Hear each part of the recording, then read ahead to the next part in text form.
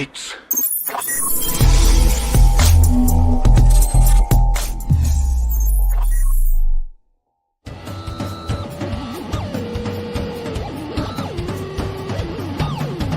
Welcome to Pop Culture Minefield Saturday Morning Fun Time.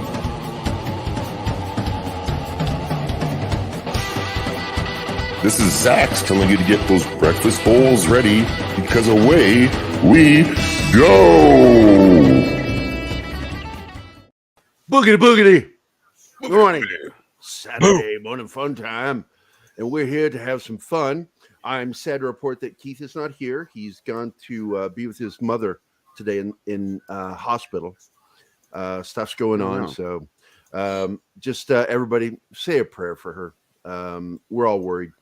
So and Keith, you know, being my best friend, man. Before everything else, I want to say hello to our chat. We've got I'm going to skip over the people in the panel that are talking in the chat. The lovely Sherry is here. Good morning, lovely Sherry. Again, I'm last minute promoting this stuff, so I'm not expecting anybody to even show up. Shame on you. Yes. Hi, Six. How are you doing today? Pacific 414. Yo. Cecilia is here in the chat. Oh, hey, babe. And wait, what'd she say? I'll have to check that Gary with the J tweeted out the correct. Thank you. Thank you. Did I? Okay. You did. It was. I'm rushing. You know, too much lately. I retweeted it. So my career's gone off the rails. Is that stick figures there, Jerry? Sure. If you didn't see it, guys, I'll show it again today. My official. I got permission from IDW to show the GI Joe cover, the full cover.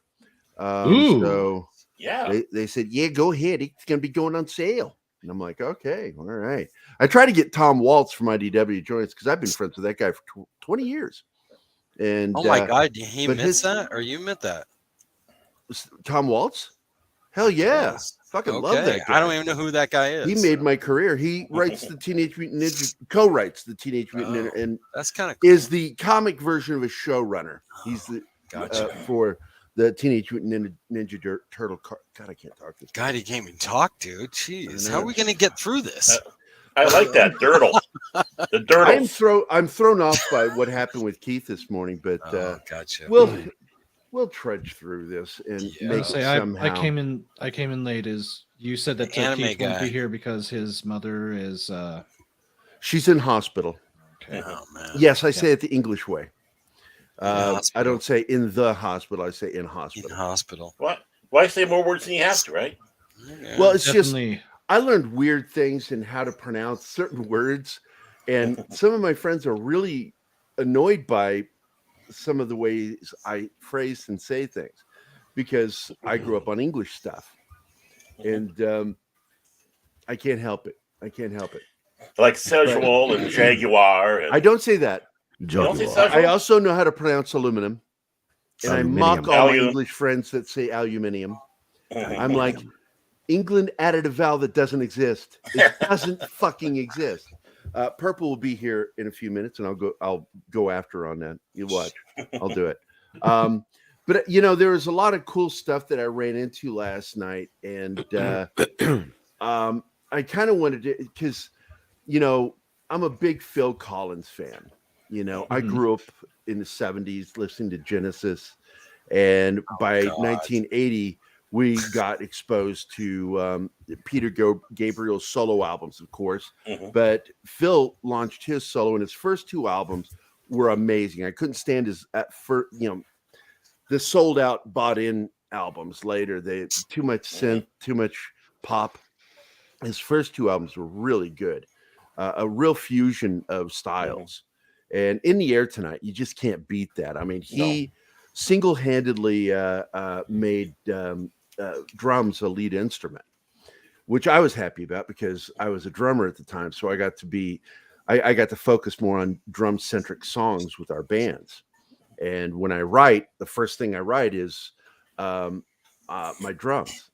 I record the drums. Sometimes I create loops from my own drums. And I love creating drum loops. They're fun. especially when I do percussion, not just regular drumming. But Phil Collins and Stuart Copeland were the two biggest influences on my own drumming. And Stuart Copeland's from the Police. And so Lily Collins, she's reflecting on the fact that her dad's, this is the end for him. He can't do anymore. So he's officially wrapped up his career with Genesis and Phil Collins.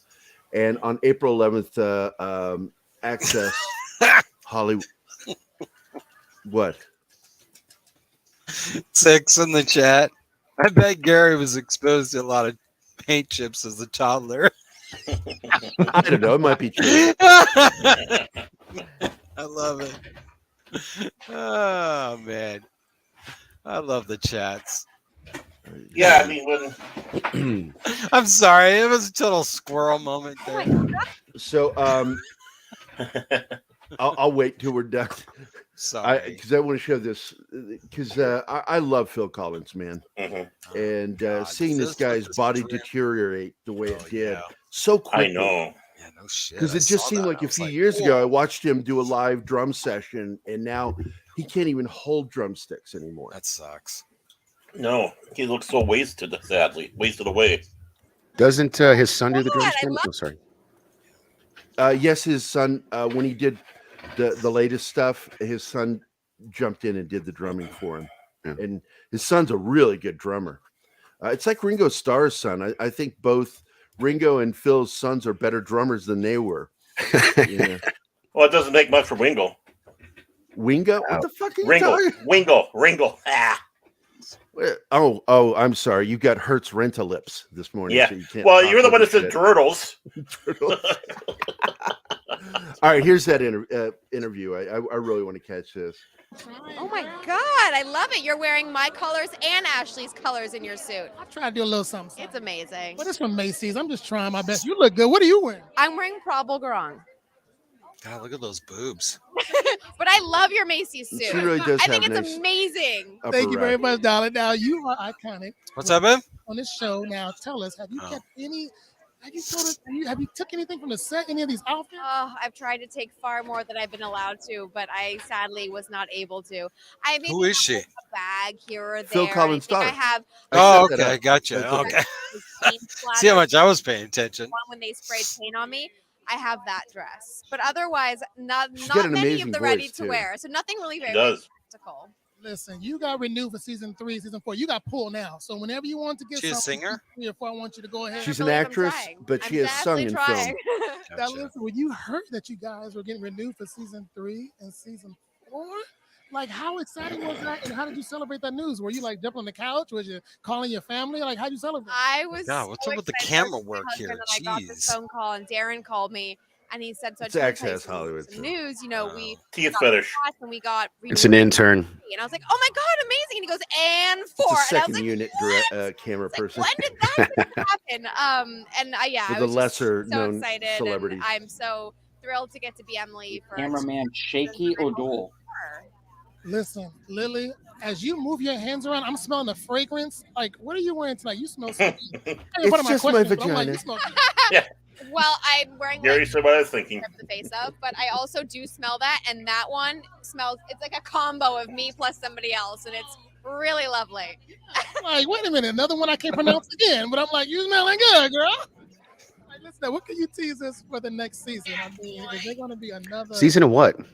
Mister in your They life? mentioned the show. Are you going to cut your hair? I mean, any kind of tease. Like, by the way, I was looking at the boobs. That's all I'm paying attention to. I can't pension to anything else here. Honestly, I get asked this all the time, and I wish I had a better answer. You got a rocking body too. Knocking on Darren's door asking for details, and he keeps anyway, saying, the show is like, well, Emily I in don't even Paris. know. We've got to I don't figure it watch out. it. And I'm like, come on, It's there's never heard of it. Guys show. So I get the I know more it is. drama, more fashion, more romance, more friendship, more all of that. Branded. But definitely more adventures with me. But is like one of my best friends, so it's like I know. God, she is so cute though. Look, calm down the laugh though. She's Okay? adorable. Papa Bear, and She's nervous. But speaking of papas, you went to your father Genesis the last show. Yeah. It was beautiful. It was bittersweet. You know, it was so exciting and it was sad and it was all the things. But it was really cool to also see my little brother Nicholas up there. He's been playing the drums. He's their drummer, and he's his own drummer in a band. Yeah, he's been on tour since he was 16, playing since he was 2. I'm very proud. That is like with Eddie Van Halen with Wolfgang. Yeah. Well, before he passed, of course. But well, I think that's wonderful. Yeah. I'm going to go ahead and stop it there. You know, I was waiting for that because to hear what she said about her dad, because they had a rough relationship. I think a lot of celebrity kids probably do. Her mother is Jill Tavelman, and it was a rocky divorce. Gotcha. And is that the only? Oh, he's got the son too. You said, right? Yeah. Same. Okay, gotcha. So 5 children. He's got 5 children. Well, he has children from his first marriage, too, Yeah, I'm which sure, ended yeah. rockily because he put so much time into touring that it of destroyed course, his marriage.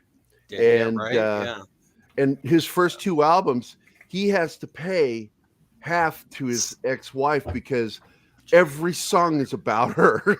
Oh, God. And she won that lawsuit. Can you fucking believe that? Never says her fucking name. Huh. I'm like, that is the worst jurisprudence I've ever fucking heard of, where you write your heart out about your fucking divorce, and because it relates to the divorce and a certain person, that person can fucking sue you, even though her name is not mentioned at one point. Right. That kind of sets some dangerous precedents, too. Yes, it does. Yes, Yeah. it does. It's And like people don't talk every about artist that. better be careful who Yeah. they write a song about if it's found out that it's a real person. Damn you. What the hell is Adele and What about- Taylor Swift going to do now? Yeah, exactly. What's Taylor Swift got? Taylor Swift in You know what I'm saying? particular. My God, dude. Yeah, I don't think Adele's as bad as Taylor. Taylor is just like, I love Family Guy when they fucking made fun of her. What did Flaccid say? Phil Collins has back problems, I think, from carrying Genesis for years. Oh my God. That's totally The sad. fact is, Probably. he has. It's what I'm going through right now is very similar. Where, and I was just talking to somebody else last night that's having the same problem. It's degenerative bone disease mixed with misplacement of the spine, and its impact on the nerves. And his is he did something apparently due to degenerative bone disease during a show, and he troopered through it. But the impact is this: what's going on now? From what I read, I was Rory Call. He actually broke his neck.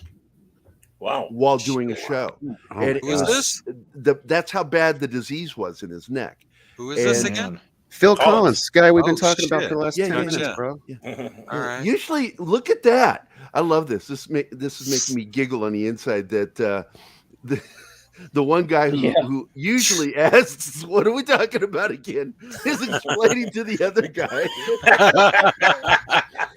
Oh, you can cut the him now. Flaccid said that. Let's get to the chat. Never drink a 64 ounce before you. Oh my God, no, Jacob. No. What the fuck? I will drink this during the show, and I always say I don't want to go more than an hour and a half for a fucking reason.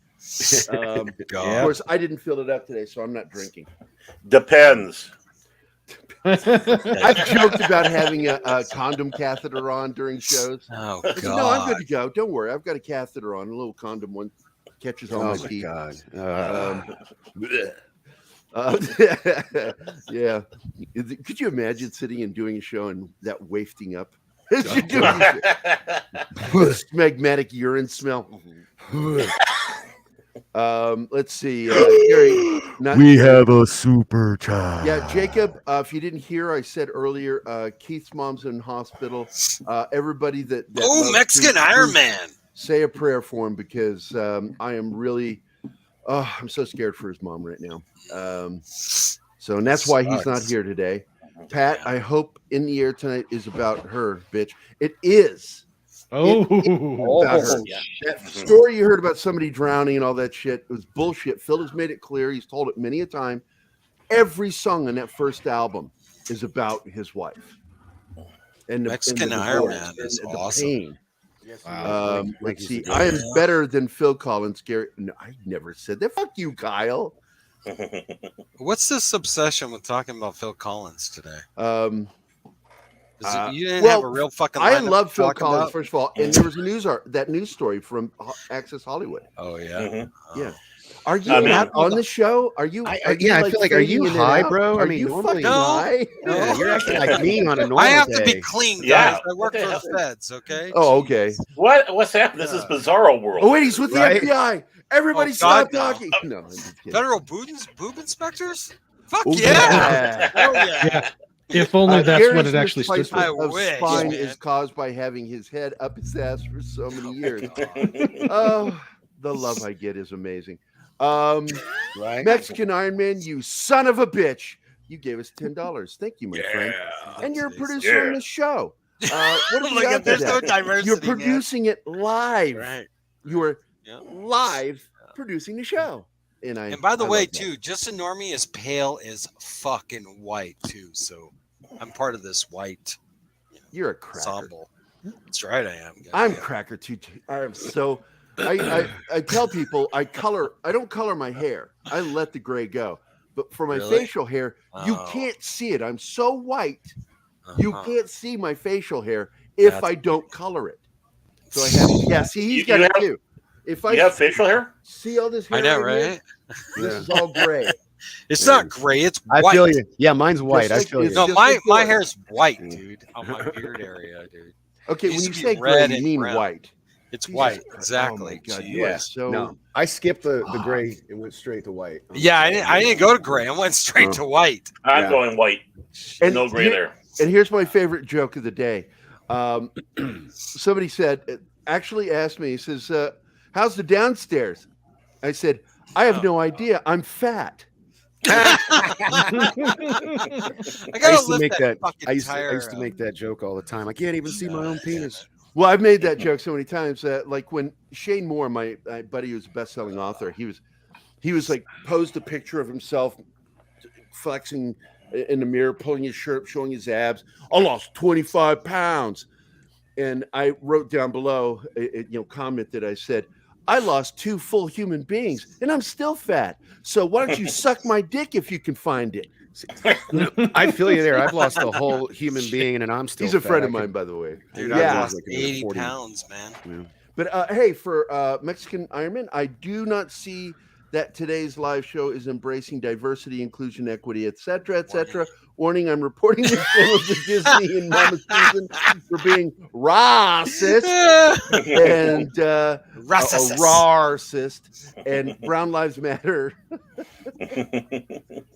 All I'm gonna say is Duck Fisney. Duck Fisney. Okay. Duck Fisney. I'm not going to fake it. I'm going to say fuck Disney. You mean the I got boomers? rid of my account back when when that incident took place. I cut my account. I watched their shows by other means, and I won't say. I watched the. We have Disney because I have a kid still that loves it. So I got to almost do a kidding. video real quick for a thank Okay. you. Okay. I got to figure out what one to give God, to this can't Mexican be Iron Man. Give him one that here it is here it very is. offensive. This one's one of my favorites. Oh wait, I'm going to play Better both be of these. offensive. These are for you, Mike. Oh God. Are you ready? Iron Man's cool. Oh, you're talking to me all wrong. It's the wrong tone. Not done. Not done. Let me ask you something. Huh? Does your mother sew? Boom! Get her to sew that. Wow! Wow! You know what? Christopher Walken. Wow! Christopher Walken's is a new TV show. Wow! On Amazon Prime, it's called The Outlaws and stuff. It's an English show made by BBC, but it's pretty freaking hilarious, non-woke and stuff. Oh, pretty I'm looking. funny. Oh, wait, another one you're talking about. I Yeah, have it queued yeah. up to watch. I haven't watched Yeah, it's it pretty yet. good. It's I got just good got humor in word. it. It makes fun of woke shit, all kinds of stuff. Most of the cast is English. What's it called? The Outlaws. The It's Outlaws. on Amazon And Prime, but it's pretty good. Amazon Stuff, actually dude. gets some good stuff. Dude, It's you know just what got else a is ton pretty of good? Really did. Yeah. You know what else is pretty we good? have some. We have a transmission coming in. Someone's watching our show for the first time.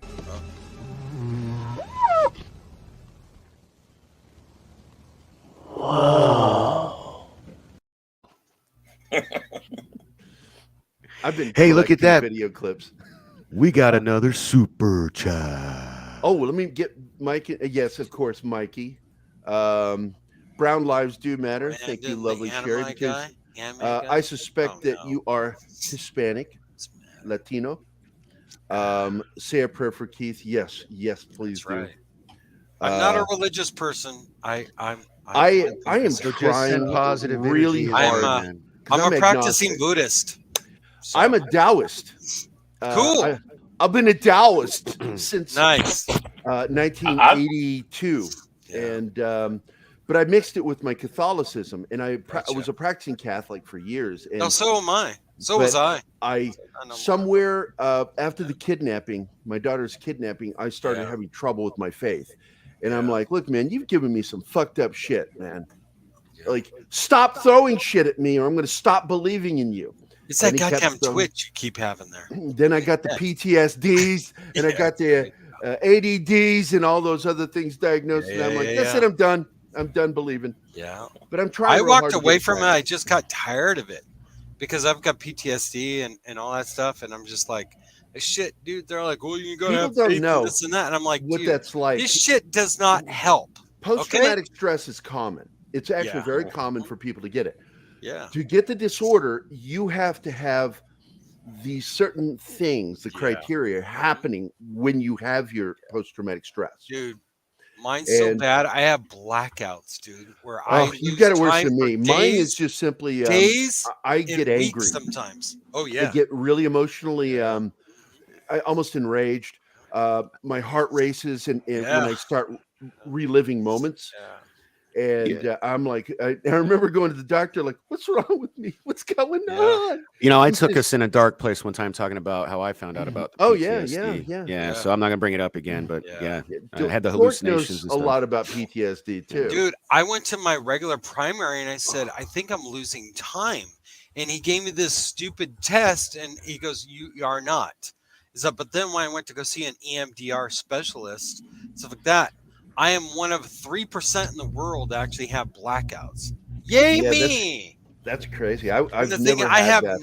those blackouts. I have no recollection of what happens. Yeah. Okay. So what I'm going to do is when you have one of those Sorry, blackouts, call me. Sorry. I will commit a murder and then say you did it. Yeah. Oh, yeah. Thank you. So on a happier note, Phil Collins. Oh, hold on, buddy. I'm sorry. Oh, sorry. Phil Collins from Trailer Park Boys. I didn't see that, but I saw when they made fun of him on South Park. I thought it was shitty, but it was still funny. But what were you going to say, buddy? Oh, so I was going to say, so you know, I have my doggy here, Dexter, Pomeranian Chihuahua mix. Just got him groomed, and you can really see the Chihuahua now in him. Oh yeah, when he's groomed in the head, in particular, he's got that apple. He's head. cool, man. Yeah, he's cool looking. Dog. He looks like a fox almost. Yeah, right. He's got long legs. So Pat, look, I don't fat, think he's though. dead. He's Pat, well loved. Patrick, I don't think he's dead. I have a camera. I don't see any reports of him being dead. No. So no. Copy that and save it for later. Thanks. Don't be like NBC News when they announced that Kyle, how do you know DiMaggio died? Who? Thanks for stepping on my joke. Sorry, Zach. Thanks for coming, lovely Sherry. And then I asked, how do you know she did? And damn, that's just mean. Hey, no. I know Sherry now. She's the naughtiest person in this group. Oh yes, there's a lot of them like that. Well, I mean, did you see the one that's always posting those crazy things in our chat? Yeah. In the private thing. Oh my God, I can't. I've shown a couple. How white of them are you? Because, but most of them I can't show on here. I can't. Shit, I'm so white. How white are you? White. I glow. I wish dark. I were That's Johnny white. Carson. I'd have written one of those jokes before the show. Gary is dyebeard. It is true. I dye this hair right here, just so you can see it. Dyebeard the pirate. Arr. It's so when like he's sucking cock and like cum just goes all over his Hey, face. no. Yeah, I'll get to it, Pat. I'm getting to it. It's a family show. My mom's in the chat. It's only a family show because they're related. Yeah, I was gonna say I talked about being a family show. I got dumped on. I love Disney Plus, and as long as they own Star Wars, I'll never cancel it. I don't know how to respond to that. Stitch. I know, I'm sorry. No. I was indoctrinated at a young age. I'm a Disney. I'm a member of all the Disney stuff. I've got every single Disney movie over there. I'm in the. I remember in the young ones D23. when Neil did a Disney Dirty movie. It was a Bambi film. Whole episode dedicated to his having worked on a dirty Disney film. Young ones, Jesus Christ, at the launch of MTV. Nobody fucking remembers. Fuck you guys. Mexican Iron Man. I remember. LOL, thank you, pop culture. No, thank you, my friend. And I deeply appreciate you guys dropping in. I did not promote the show today. I'm to the walls, but good news, Iron Man. Martin Acosta Santana has stepped up to be an assistant with me to help me get stuff ready for shows. Oh no! And so excellent. That's excellent. I'm going to be training him. Yeah, anything to help reduce. Anything to help reduce the stress in your life. Reach arounds, Jerry. No reach arounds because okay. I don't allow. I heard that you give the best. There's also ones, no peanut butter allowed on the set because we all have dogs, and we know how that can be. Messy is how that is. Oh, yes, it did go off the rails. What are you talking about? Brandon, the anime guy, with his $5, and he's a member too, by the way. Brandon says, Mexican Iron Man, here is your diversity inclusion. I am animated, so hail all, and thanks for being awesome. Pray for Keith. Happy Easter. And, you're on the show, so I'm going to say thank you. And then I'm also going to say fuck you for chatting while on the show. No. I was going to say, that was a nice super chat. You should ask last him to come night, on the show sometime. Steven, I'm sorry, Deleted Seeds was didn't even talk to her in the show, but one time he just kept talking in the chat, and I'm like, oh my God, Steven, say something. But for fuck you, Steven. For Brandon, you get this. How dare you! There you go. How about this one too for you, Brandon? I got a fever, and the only prescription is more cowbell. There you go. Oh, hell yeah. I'll take more cowbell anytime. That is probably still the best skit they've ever done, or pretty close to it. I'm going to quickly move through some of these. Don't say, these are all skip. I hate stream elements. And I've got, these are my work glasses. They're not real reading glasses. They're specifically so I can sit this far and do my artwork. But when I can't read fine print stuff, so I got to lean forward like this with the glasses on before I can see these chats, and boom, that's what I end up highlighting if I'm not paying attention. So, so you're not Latina. What are you? My favorite. I think the first time I ever messed with her back with her posts was she put a picture of the 3 faces women make while giving, you know what. And one of them was like, the other one was like leaning back, and the other one was like that. And I just wrote back, which one are you? And her response was, I'm 2 and 3. And I'm like, all right, you zing me right back. Perfect.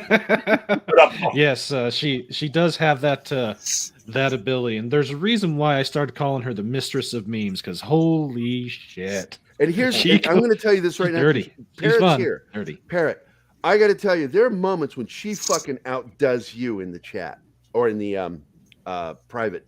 What do you call those? Parrot Head's good with the memes. Parrot Head is really awesome. Good ones in there. But Sherry will just like, and I think she's trying to. She's like, fuck Parrot Head. And then she goes and finds something that's even dirty and goes, bam, motherfucker. And I'll go, yep, that one's yes, it made the Catholic boy in me blush. It really did.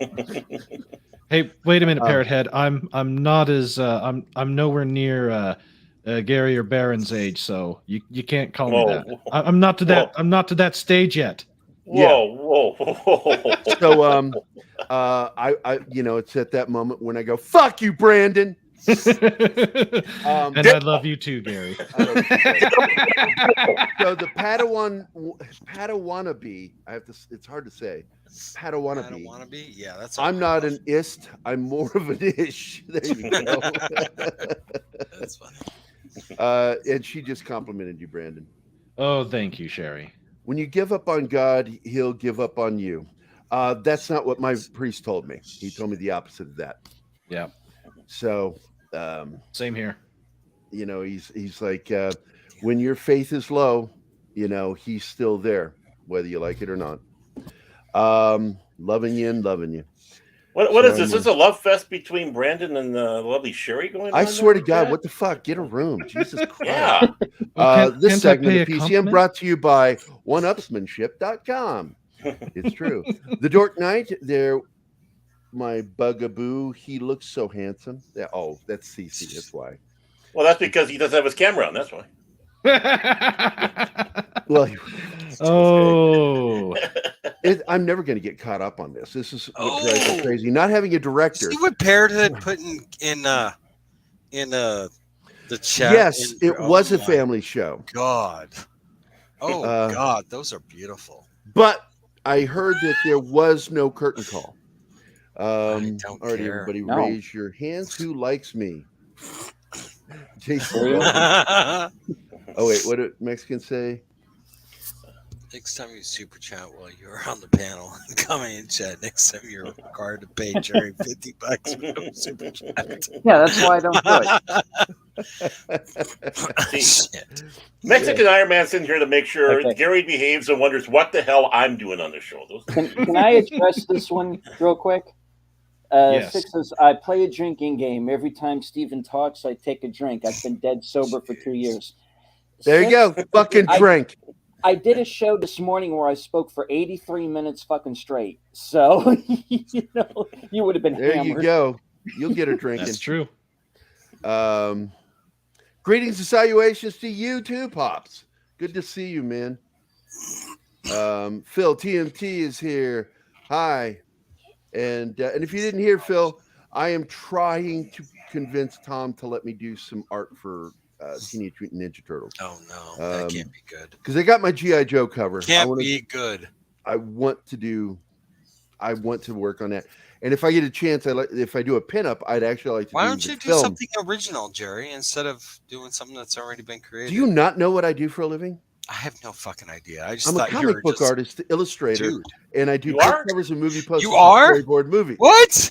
What? Get the fuck out of here. I No. get people that actually God. don't know. See, I don't know this stuff. Yeah, so you What? didn't know. You really don't know that? No. Or are you just being facetious? I don't know. No, I'm serious. Okay, see, I'm I dead never know. serious, Well, man. Show us your I work. just thought You he know, was an I online get poked personality fun on at for YouTube. bringing it up. But the Oh. fact is, I'm always selling what I do for a living because I need to make a living at it. It's how I make my money, That. and I take great pride. There's no Oh, I'm ego sure. involved. It's always my pride involved with what I do for a living. I'm very proud of it. I do a lot of good work, and so you know, with the threat to my ability to draw, I'm terrified about it because I Gotcha. don't, you know, I don't know what I'm going to do when I'm not able to draw anymore because of my neck. I'm hoping surgery will be an option once I get my A1C down to 7. We'll find Where out. is yours at? It's at 9 right now. I had Mine's it. at, It was at mine's at 13. 9.3. Mine was 13 Yeah. last October. Oh, And when I got tested again in January, it was down to 9. And I don't have an appointment because I lost my doctor. So I'm waiting for a new doctor. And as soon as I get a new I doctor, I think get we to had go in this and do some more discussion, I tests. think, already before. Somewhere. Probably, you know. Yeah. But I told you anyway, about mine. I told you what happened to mine. I don't even remember. I'm sorry, dude. That Sorry. which we shall not state. Stay away from Sherry. You know what I'm saying? Oh, The, by the way, you're getting threatened, no. Brandon. I'm sorry. Nice. Who's Nice. that? Who's that? Mexican Mexican Iron Man Iron saying, back Oh. off, motherfucker. I thought she was And Moscow. with that, Hold on, Brandon. Don't talk. You're writing in the chat. in that case, I'll just I got to laugh. read what you say. Shut up, man. Stop talking. Mexican Iron Man, are you trying to start a harem anime? I don't even. That's not even funny, dude. Fuck you. No. I fucking fought you to read that, and then you didn't deliver. No. I'm really disappointed. Why is he on the show? I was going to say, do you want me to explain what a harem anime is? Is it something to do with bukkake? Because I don't want to know. No. Tentacles, well, probably. it could eventually lead to that, but basically, a harem anime is a show that is centered around a person who has let's say 3 or more people that are severely interested in that person, but they don't reciprocate, or they're just stupid or oblivious to it. An example of this would be Tenchi Muyo. Another example would be hold on, I just had it. Saber Marionette J.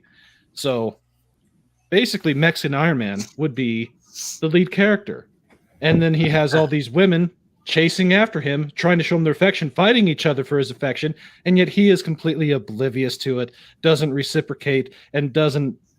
Basically, any time that he's put into a situation where, let's say, he could do something, he's so oblivious to his own sexual prowess that he does nothing, and when he does get aroused, his nose bleeds.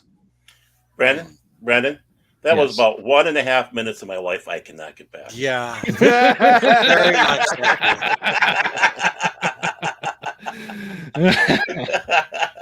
But I almost feel that would like be on a hilarious. Salty Nerd podcast, everybody's being so salty. I like salty nerds. Those guys are awesome.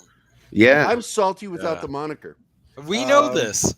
Yeah. Tell me something I don't know, by the way. Salty Nerd, baby. Salty Nerd. Mexican Iron Man dropped another $5. Plus, he's a member. Dumb question. We are 45 minutes in and still no pop culture talk. Oh, we've done one. Oh, are you sure about that, Phil guys? Collins. Oh, yeah, that you wasn't know, on the thumbnail. It's a Look, total man, I squirrel had moment 5 for Jerry. fucking minutes to do that thumbnail. So I just grabbed 2 things. There's plenty of stuff I wanted to go over. You know, you could have just said just a normie's going to be on an Earp, it would just come. First of all, let's do this one. Dumb question. We're 45 minutes in. No pop culture time. Did you take all the time to think about the battle? YouTube Battlefield. Mike, I love you. Fuck you. Here you go. Well, whatever helps you sleep at night, bitch. There you go. Or so the long and the veiny of it is. The long and the veiny of it is. Oh, there we go. That's so funny. Never Jesus mind. Christ. My I can't mom's keep watching. this thing offline very often. So one of the things I wanted to talk about that I read this last night before going to bed was and thank you, by the way, Iron, for once again throwing $5 at us. I feel like stripper. I really do. Banana hammock. Except we pay to have you keep your clothes on. That's all. That's right. So Purple, I thought you were going to join us, hon. I sent you the invite. Come on, Purple. Come on in.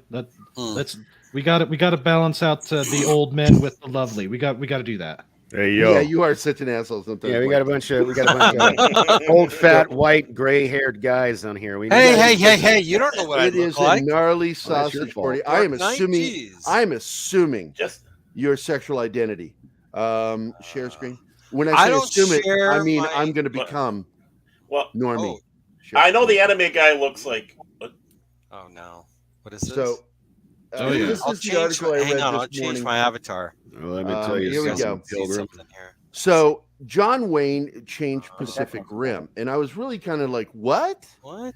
So I was reading this, and I don't like Giant Freaking Robot. I think they're a garbage website. Yeah, they are. This got my attention. Yeah. Yet we're giving them free. Good one, dude. Yeah.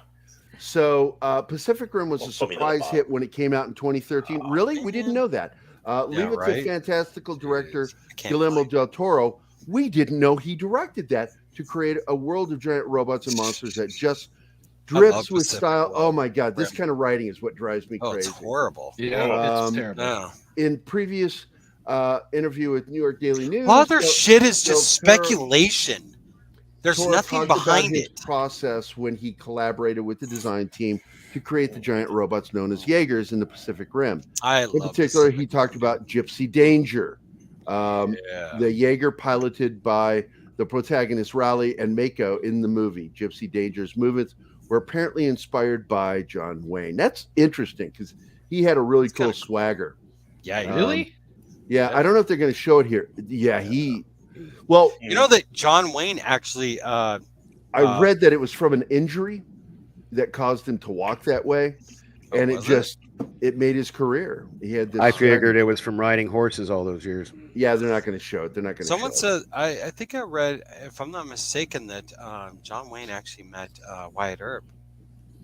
Yes, actually, many of the early movie stars knew it. Yeah, exactly. In Hollywood, I thght that was so cool. Tom Mix, all those guys. Yeah. In fact, at the end of the movie, what's it called? Tombstone.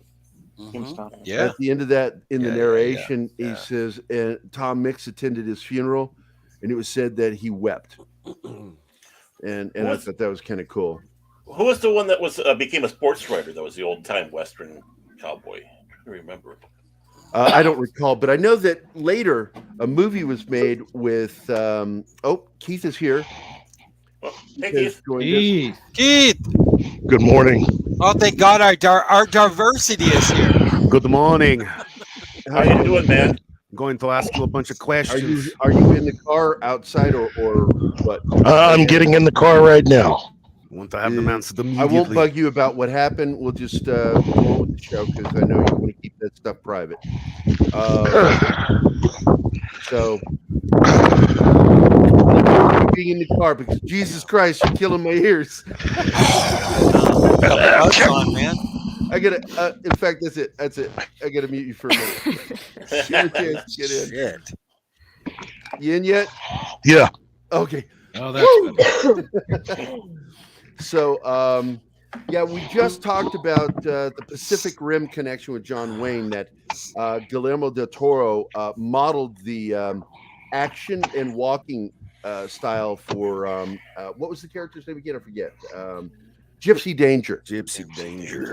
One of the Yeagers off of John Wayne, and I'm like, I'm gonna have to go back and watch this because it's like I love that first movie. The second one was just garbage. Love the first one. The second one was absolutely garbage. I had managed to not see the second one for the longest time, and then it was like on FX the other day, and I was like, well, no, then I actually saw it. I watched it on FX, and I was like, well, that's why I hadn't seen it. Yeah. Buy 6 if you got to go. Buy 6. Buy 6. Buy 6. It means a lot. Thank God. Get the hell out of here. Oh no, we love 6. This guy. If you have enough confidence, your disabilities can be cool. Kurt Yeager, my buddy, that was he played. Speaking of, he was in Sons of Anarchy. He was the character who had a peg leg. And gets murdered by Ron Perlman in a trailer to cover up another crime.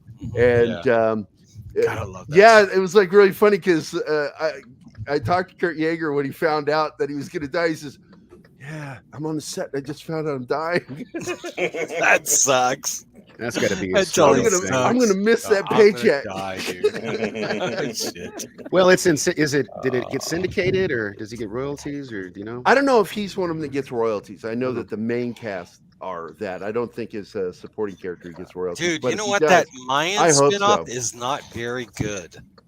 Yeah, that's a spinoff. I'm not right? watching it. Yeah, it's they are trying, but there's too many. It's like the Cholo version of it, right? Yeah, exactly. Yeah, and it's just not. I talked to a lot of Hispanics. I had a point. I had a point. You guys are fucking that can't be good. Stopping me. If you have enough confidence, your disabilities can be cool. I was on a live national TV show with Kurt Yeager and my buddy Shane Moore because Shane somebody Moore turning was one of the yes. Okay. Yes, it's a signal. Yeah. And somebody honked too. What is this, ADD theater? Yes. I'm trying to say something and you guys just comment on every little sound. It's squirrel it. Did I hear somebody breathing? Hey, look. Instead of a squirrel, it's a tribble. Squirrel. So once again, Kurt Yeager, Shane Moore, author, best-selling, and I are on a national TV show from my graphic novel, Vindicated Inc., back when we first campaigned for it. And we're drunk. The studio kept feeding us booze.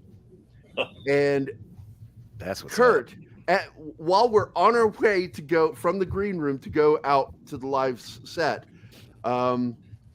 we stop in the makeup and they were like, "You guys look good, you'll be fine." And the girls left, and it was just us in the room. And we just waited there for a few minutes because we knew we had like 15 minutes before we were going to go on the air. And we started talking about his leg, and he goes, "Yeah, this is my fighting leg, because we're going to go out drinking later. So I always make sure I have that." I said, "Your fighting leg?" He says, "Yeah, it's really good for kicks." And I went, "What do you mean?" And he fucking did a roundhouse and took a chunk out of their wall, like a corner of their wall. Big chunk goes flying, and I went. And Shane's just he's a cop, so he's just like, I think we better leave. So we fled the makeup room because he did that with that leg. And then we fast forward to the evening, although I should tell what happened to Shane Moore and Arnold Schwarzenegger's daughter, which was funny. As we're walking up to the TV set, because we were next up, there's Arnold's daughter, the one that married Chris Pratt. Don't talk about my daughter. She's got these long boots on, up to her knees, knee highs. And she's got a skirt on, and she's sitting there. And Shane saw them, and he leans over to her, and he says, "I love your boots. My wife has a pair just like them." And she shot him the dirtiest fucking look I've ever seen. And I remember this. So we're walking up, and he keeps looking back, and I said, "What?" He says, "Why is she looking at me like that?" I said, "Dude, you commented on her boobs." And Kurt goes, "Yeah." And she's like, "No, I said boots." And Kurt and I are like, "No, dude, it sounded like you said boobs." And then you said your wife had a pair, and it just was funny to us. Hey, man, maybe they went to the same plastic surgeon. Who knows? Well, then he tried to apologize later, and it didn't work. It was really bad. It was just worse. He just made it worse. But then we go to a bar in West Hollywood, just having a blast, and almost get into a bar brawl with this guy that looked like he was from South Park with one of those fucking flippy hats. And I was just like, I was so drunk. I'm a merry drunk. I never get cranky. I don't fight when I'm drunk. I'm one of those. I'm like, "I love you, man." Yeah, I'm like that. I don't drink. So I walk out the door because when I go drinking, I drink an actual a manly man one. A pitcher. Oh I don't drink. You wonder why you got diabetes at 13.5? Jeez. No, that was the pasta and shit like that killed me. Who is this guy? Who is this Normie? guy? It's just a Normie. I don't know. I'm trying to figure out why I'm down here. He just Normie didn't know he was an artist, and I got put down to a lower level. Well, I kind of think this much, but how do you not know Gary's an artist? Oh, probably because you call him Jerry. It even says in the intro, Gary Hater. Well, Normie is his name. This is Normie's first time on the show. This is the first time. So, you guys are Star Trek fans, right? Hold on, episode. I'm still on this fucking story. Don't even go there with Star Trek. Let him finish. I finished that pitcher of Guinness, and I'm fucking happy. I go walking outside, and I'm so happy. I have no idea, but Shane is standing there like total cop mode, and he's muscular as fuck. And Kurt is on a bench, just looking at the ground with his arms folded and his prosthetic leg right on top of the real leg. And I just walk out. "What's up, guys?" And I turn and I see the guy and went, "It's South Park. What's up, dude?" And as we're talking, I starting to get the vibe that something's not right here. And then Kurt says, because the guy finally, he stops asking for money from the pool game that they played. Hey, ass! Mute that! Oh my God! Oh, it's like nails on a chalkboard. Oh. Who is that? That was the hell? This dude. This dude right here, the troublemaker. Oh, okay. He's not a troublemaker. He's he's busting his balls. Wow. But anyway, my full-on cop mode. I'm sitting there like, what the fuck is going on here? And then I hear Kurt, because the guy goes, because apparently he'd been bugging him because they played pool, and Kurt hustled him. He's a real fucking hustler at pool, and he wanted his money back. This guy from that looked like he's from South Park, and so I have no idea that there's a real fucking energy going here, a fight brewing. And I come out and I just completely dismiss it in my head. But then I caught it when Kurt tells the story of how he lost his leg. And he tells the story of how he was at an orphanage and jumped off a second-story balcony with a box full of kittens. And his leg snagged. Kittens? And had to have his leg fully amputated after he left off the window saving those kittens. He's saving them. Well, then, good. Okay, well. And so I'm sitting there going, in my head, I'm like, "You lost that in a bicycle accident." And then I'm like, there's shit afoot. And I realized right then, after like 10 minutes, that there was a fight. And I'm not the person to have in a fight when I'm drunk because I'm just too fucking happy. You want me sober for a fight? Oh yeah, no, I'm useless. Same. I'm useless if I'm drunk and in a fight. But that was all for you, Flaccid Phoenix. That story was just off of what you said about disabilities because it's true. Kurt is a badass. Yeah. And he's got that prosthetic leg, and he really helped me in many ways by being friends and talking about what it was like having a prosthetic. As I wrote Vindicated, and he is still the character. When I draw the character, it's Kurt Yeager because he gave me the rights to the likeness. He's also my business partner on that comic. But that's what I do. I do comic books. Normal. So, if I can now, if you're done, I don't want to interrupt you. Yeah, I'm trying to. So what's his name? Normie. Is that his name? Normie? What? Normie, just Normie. Yeah. That's right. Whatever. Anyway, so you ever see that episode of Star Trek? It was a second season with Pulaski, and she calls Data Data. Oh, I hate it. And he corrects her, and he Pulaski. says, Data. My name is Data. And she asks him what the difference is. Hey, let me step in for a moment. we need to adjust what you just said. That's not Star Trek. That's colon Trek, okay? Bourbon Trek. Yeah. There is a difference. Star Trek is Star Trek. It's TNG. Everything else is colon Trek or whatever you want else to call it, but you gotta differentiate. You do, because that's part of the problem. He is right, Dork. He is right. Okay, TNG, but I'm talking about Data. I'm talking about Data. So I knew I was following you. We were all following you. One is my name, the other is not. That's what Data, because she calls him Data, and he says it's Data, and she goes, "What's the difference?" Well, and he says, "One is my name, the other is not." Yep. It's That's true. all. It's true. I hate to be a name Nazi. I seem to be standing up for you a lot, Gary, about your name lately. Have you noticed that? Oh, I don't care. I know you don't. I care more. It's even though it annoys me, I just don't let it bother me. I've been dealing with people trying to fuck with my name or mispronouncing my name my entire life. You even have it in your intro. It says Gary, not Jerry, in your intro. Whoever does the name. Oh, Tom. That's Tom. Okay. Oh, that is? Oh, okay. Yeah, it's Tom from Midnight's Edge. Oh, cool. And that's why he calls me Gary with a J. Because there's no J, but he thinks it's funny. And I thought it was funny too when he said it. Yeah, everybody smash that like button. We got like now once again, Purple is here, and I did want to go over something before we go to the next article. Hi guys. Really, just real quickly. Hello. Tell us again how much you loved that movie last night. The North. Oh, so very much. Yeah, I'm not going to give spoilers. The Northman. The Northman. Oh, the Norseman. The Northman. Northman. Yep, the Northman. Northman. Mm-hmm. Okay, he is a Norseman, but it's called the Northman. The Northman. I'm not familiar with this. Did this just come out? Yeah. It has. Yeah, I think if I remember correctly, it's released next Friday for you guys, but we got it just. It was released yesterday. I hope it does better than Secrets of Dumbledore. I'm gonna get claimed for this. I hope it does better than Fantastic Beasts. Are Alexander and Bill related? Because there's two Skarsgård in this movie. Yeah. Wow, Bjork is in it. Yep, Bjork is in it. Oh God. Willem Dafoe, Nicole Kidman. Damn, how did I not know about this movie? This is a Viking version of Conan, and if I've ever seen it. Here you go. Hold on. I'm going to share screen. Are you going to throw up the trailer? And I'm going to get claimed for this. Nice. Thank you. I haven't seen this. Thank you. I was about to look that up, actually. Damn. Oh. It's like Viking Game of Thrones or some shit. Hell yeah. Father is here. The king, my lady. The king. Wow. Ooh, God, Nicole Kidman is so beautiful. One day this kingdom will be yours. What time period is this supposed to be taking place in Viking history? This is 895. Yeah, this is going to be taking before what's his name? Ragnar? No, the English king. Harold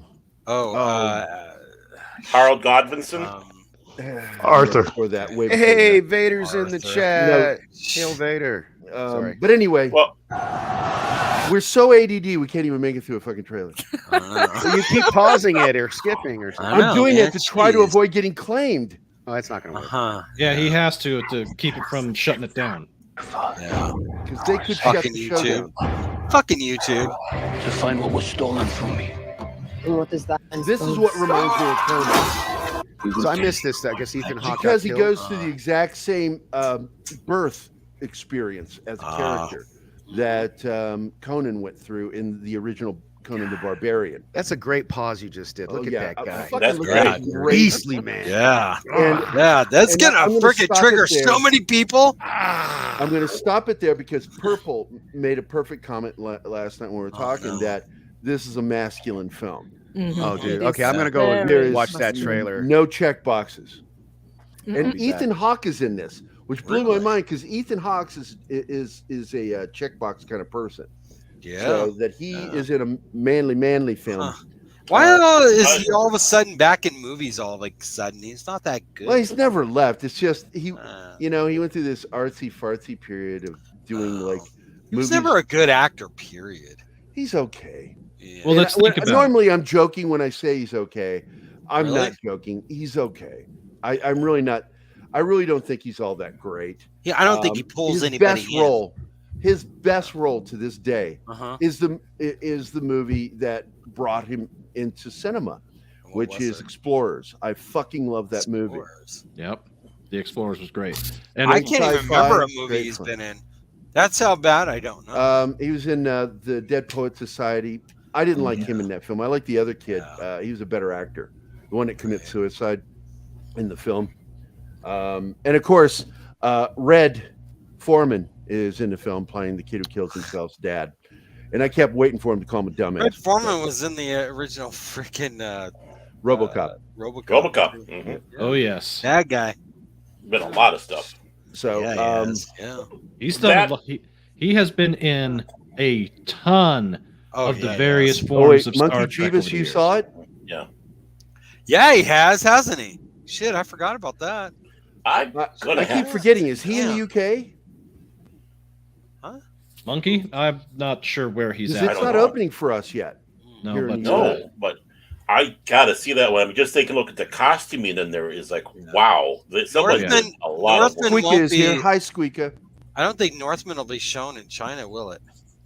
Probably not. No, hold on a second. That's the type of show they would show in China because No, I they don't don't think do so. the gay crap. It's just a straight up strong masculine type of show that fits with the MO that no they're trying cowboys to go running around in chaps. Yeah, with but no shirts China's on. got a problem with mythology.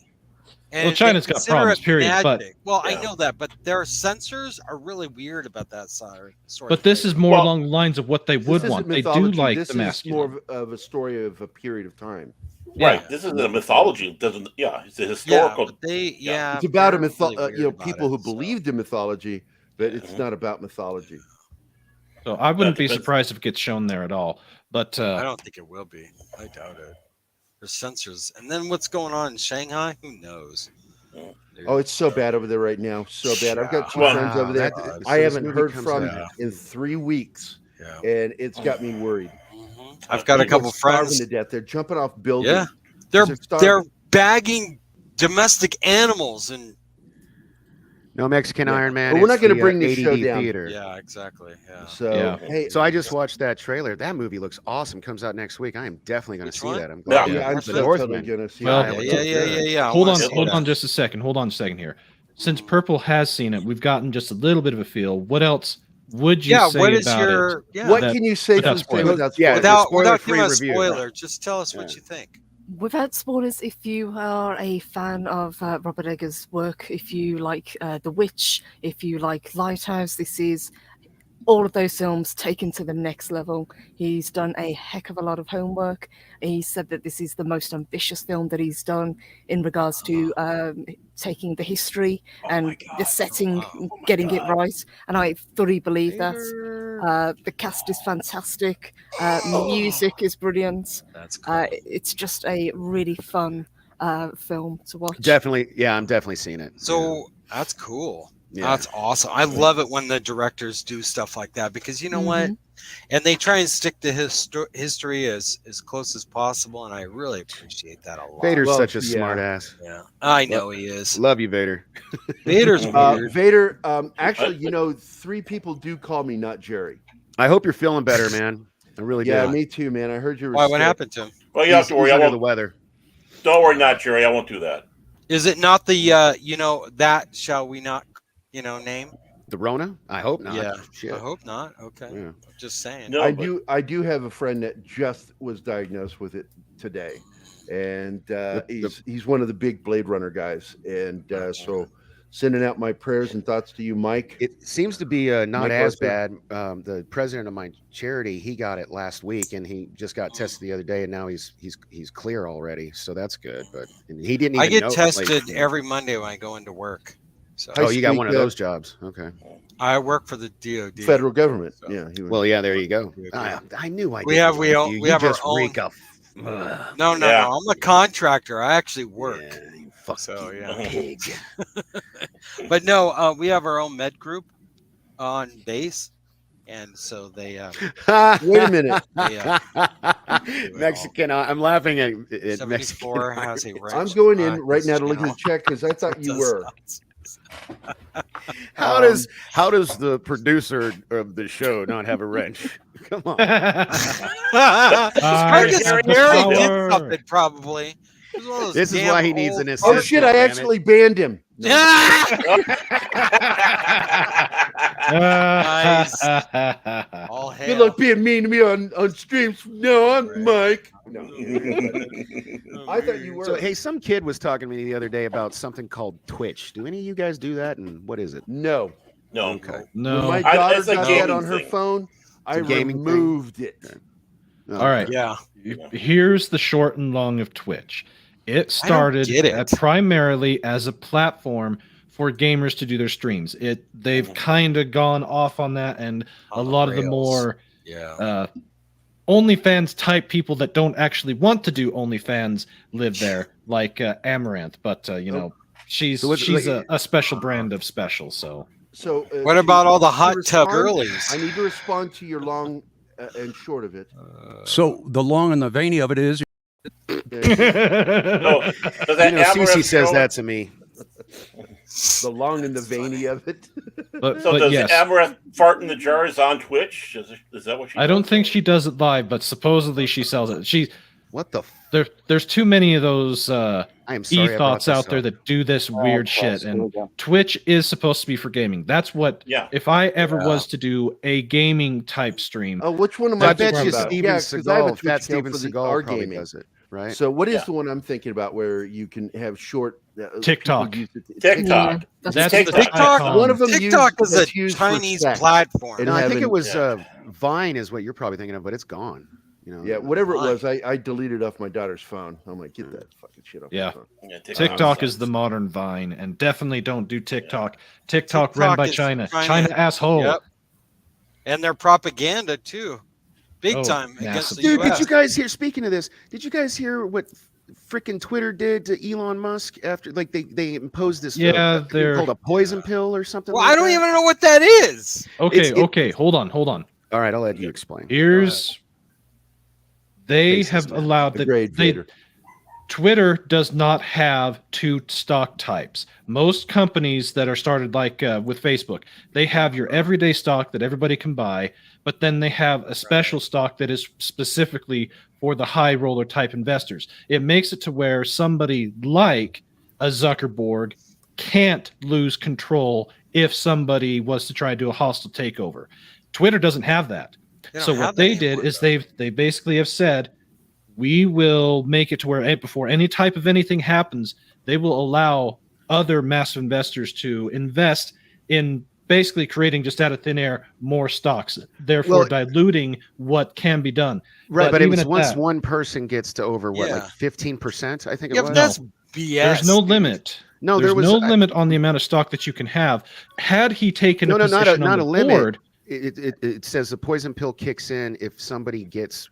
If somebody starts getting more than that, but most likely, if there is anything that will happen with it, The only way that Musk at this point could take over is if he has a partner. And I saw a blurb today stating that a company that he was working with to take Tesla private 5 years ago is who he's turning to again. And I wouldn't be surprised if there are enough investors out there that don't think Twitter is good, that are willing to put the money in to basically make a group to get to that 50+1. Yeah, so I don't know what you guys think about this, but I hope I would love it if I would love to see him take it over. I would too. It'd be interesting, really. You know what, too? By the way, it's like, by the way, did you guys see what came out today? They said that, you know how the Saudi prince said that he was going to block it and all that stuff? He hasn't owned Twitter stock since 2019. He sold it all. Yeah, Twitter has a very they have a very convoluted history with who actually holds a lot of it. And I personally do hope that somebody who may not necessarily be an absolutist of free speech, but is more willing to not be such an asshole about everything, does come in and clean, and at least clean it up and make it what it was maybe 6 years ago. That's the anime guy. You can't be an absolutist in free speech on any social network platform because of the things that are indecency, or like what Facebook is dealing with. People that are getting murdered, for example, on frickin' live streams and stuff like that, or other things that we do not want to discuss. I mean, there's a difference between free speech and live streaming murder. Exactly. Well, I'm just saying, but even other questionable things that I will not mention on here. I mean, you either believe in free speech or you don't. I mean, like you say whatever you want.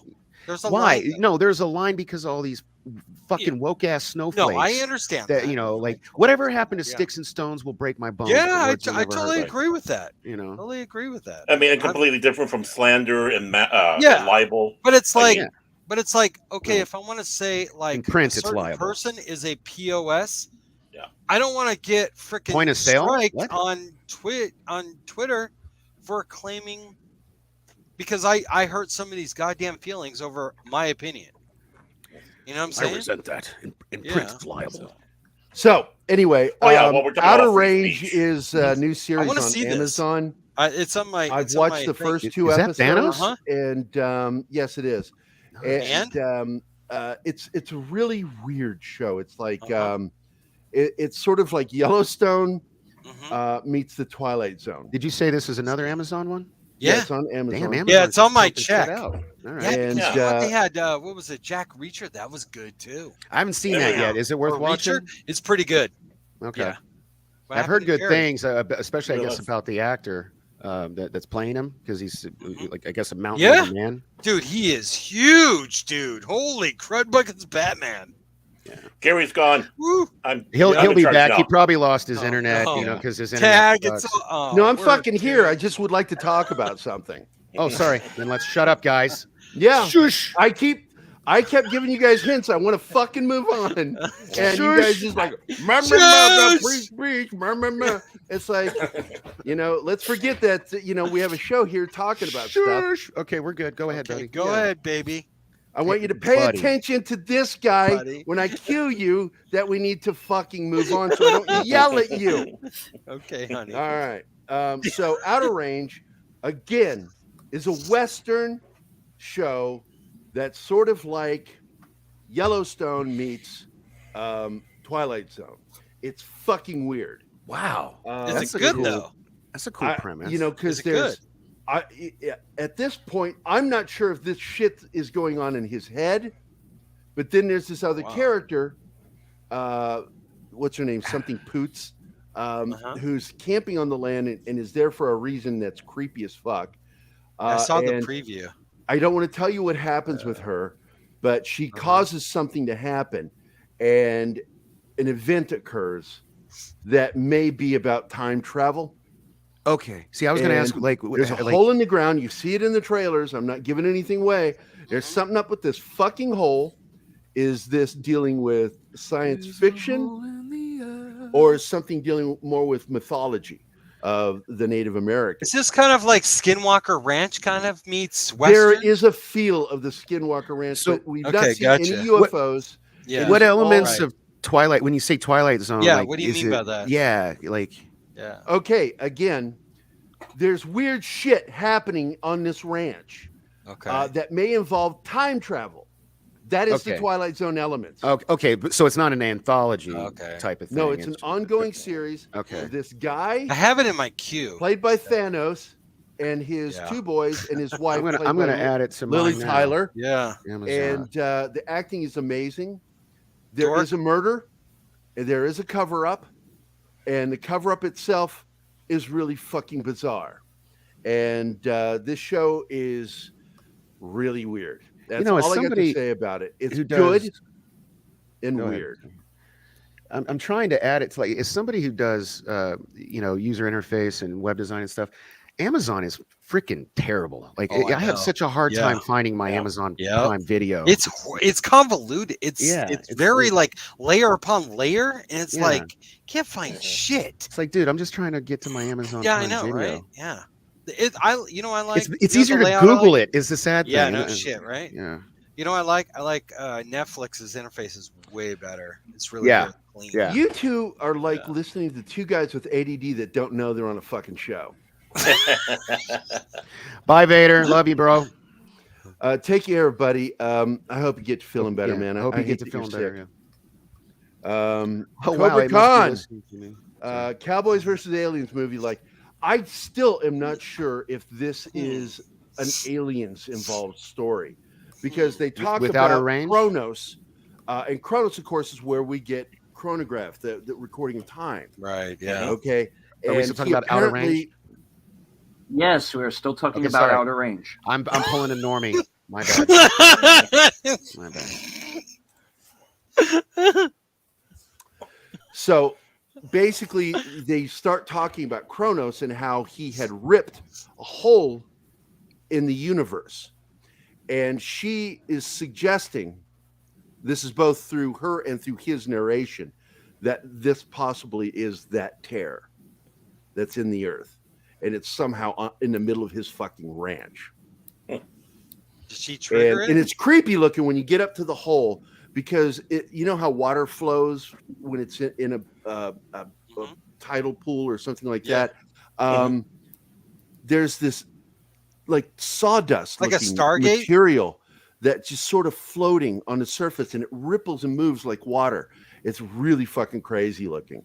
Like a Stargate. I would like to think that that's probably what it's going to be like, but I don't think it's a wormhole. I think that this is something else, a tear in the universe. And because I can't say, because it's spoiler. I can't say what happens. Right. It's just, wow. I'm going to have to start I got some great news for Gary, at least. I got to leave in 10 minutes, so you won't have to put up with me after that. I got to go to this this event for the charity. I got to do this thing. You see my memo? You taking just Norman with you? So, are you taking just Norman with you? No, we got to have at least one annoying asshole on the panel. That's right. Goddamn it! Don't forget that, man. Placid says that's what I was hired for. You guys keep calling him Thanos. I'm calling him Thanos because I don't remember names, but I remember characters. And so I do that with a lot of people. Or Cable. I was talking to Keith last night about some shit, and in the middle of our conversation, I said I couldn't think of the actress's name, and I said Black Widow kicked his ass. We were talking about how Kevin Feige shit the bed with the Phase 4 in a way I don't think he may not be able to recover from it. Oh, and dude, he's on not. top of all of that, he sided with, and I couldn't think of her name, still can't, Black Widow, when she had her incident suit with Scarlett Johansson. Scarlett, with Disney, and then she made a deal with Disney and left him fucking hanging. Yeah. And I laughed so fucking hard at that. I'm like going, holy shit, she just fucked Kevin Feige. And Feige is in trouble. That sounds hot. That whole situation is bad. Bob Chapek doesn't like him.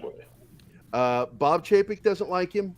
And as much as I don't like Bob Chapek, because I've never bought that he was good for fans. I think that guy's out the door. I think he's finished, but I think he's Feige, done. if he's not careful, I think Feige's out too. Feige depends on his contract. You know, it always depends on contracts. Feige is Teflon Don. He's going nowhere. Yeah, exactly. Don't put your money on that. I look at it this way. It's been disaster after disaster. I think if Feige goes anywhere, it will be because Feige wants to go. As I've been saying, he's got nothing left to prove. I think he's at the end of his thing anyway. I did what I want to do. Guys, he should have left after Endgame. He would have left as a god. No, hold up. From a studio's point of view, if you look at stuff, whether us fanboys hate this Phase 4 shit, he's still breaking $1 billion. Like Spider-Man was the biggest movie on Earth. You know, I basically. didn't watch it. That's your loss, man. It was a great fucking movie. I don't fucking care. Yeah. All you fucking fanboys just went and don't go and give them money, but we're gonna go and fucking where you watch at? this. I'm in Vegas. Fight me, bro. I don't care if you work for the government. Socialist state of California, motherfucker. Okay, all right. Yeah, you commie bastard. That's what I thought. I border you though in Nevada, so it's on, man. Gotcha. You know, in the end, I really do think it comes down to whether or not they think they can work with Victoria Alonso. That is the person that you really should beware of, because if she's dedicated, not good news. Yeah, she is the wokest of woke. She's so woke, she makes KK appear like she's voting commie. Who is this you're talking about? Victoria Alonso, the one that's been with. Who is that? Sounds familiar. Educate me. Whoa. Victoria Alonso is one of the 3 people that runs Marvel Studios with Kevin Feige. Her name is on every single film. How have I never heard of this woman? I'm just not... You should have if you've watched any of the movies or any of the television shows. Her name, she is the de facto second in command, even though there is actually a second in command. She has been voicing her opinion more and more as each year has passed. I'm just saying, if I never heard of her, she needs to hire a better PR person. Yeah, because I don't. Can we get a picture of her? Victoria Alonso, you can just Google it. If you Google anything with any of the movies and look at who the producers are, her name comes up. Victoria Alonso. Victoria Alonso. Yeah, because she looks so SJW. Just put it on there. And God, there's video of her. I've seen this woman talk. There's video of her talking about at a major meeting about how they are going to go so woke. Yeah. If Kevin Feige leaves, she takes over. And Marvel tanks. How? It's already tanking. Yeah. You say that, man. Their movies are making money hand over fist. I mean, like, I don't argue. I'm tired of arguing with you. No.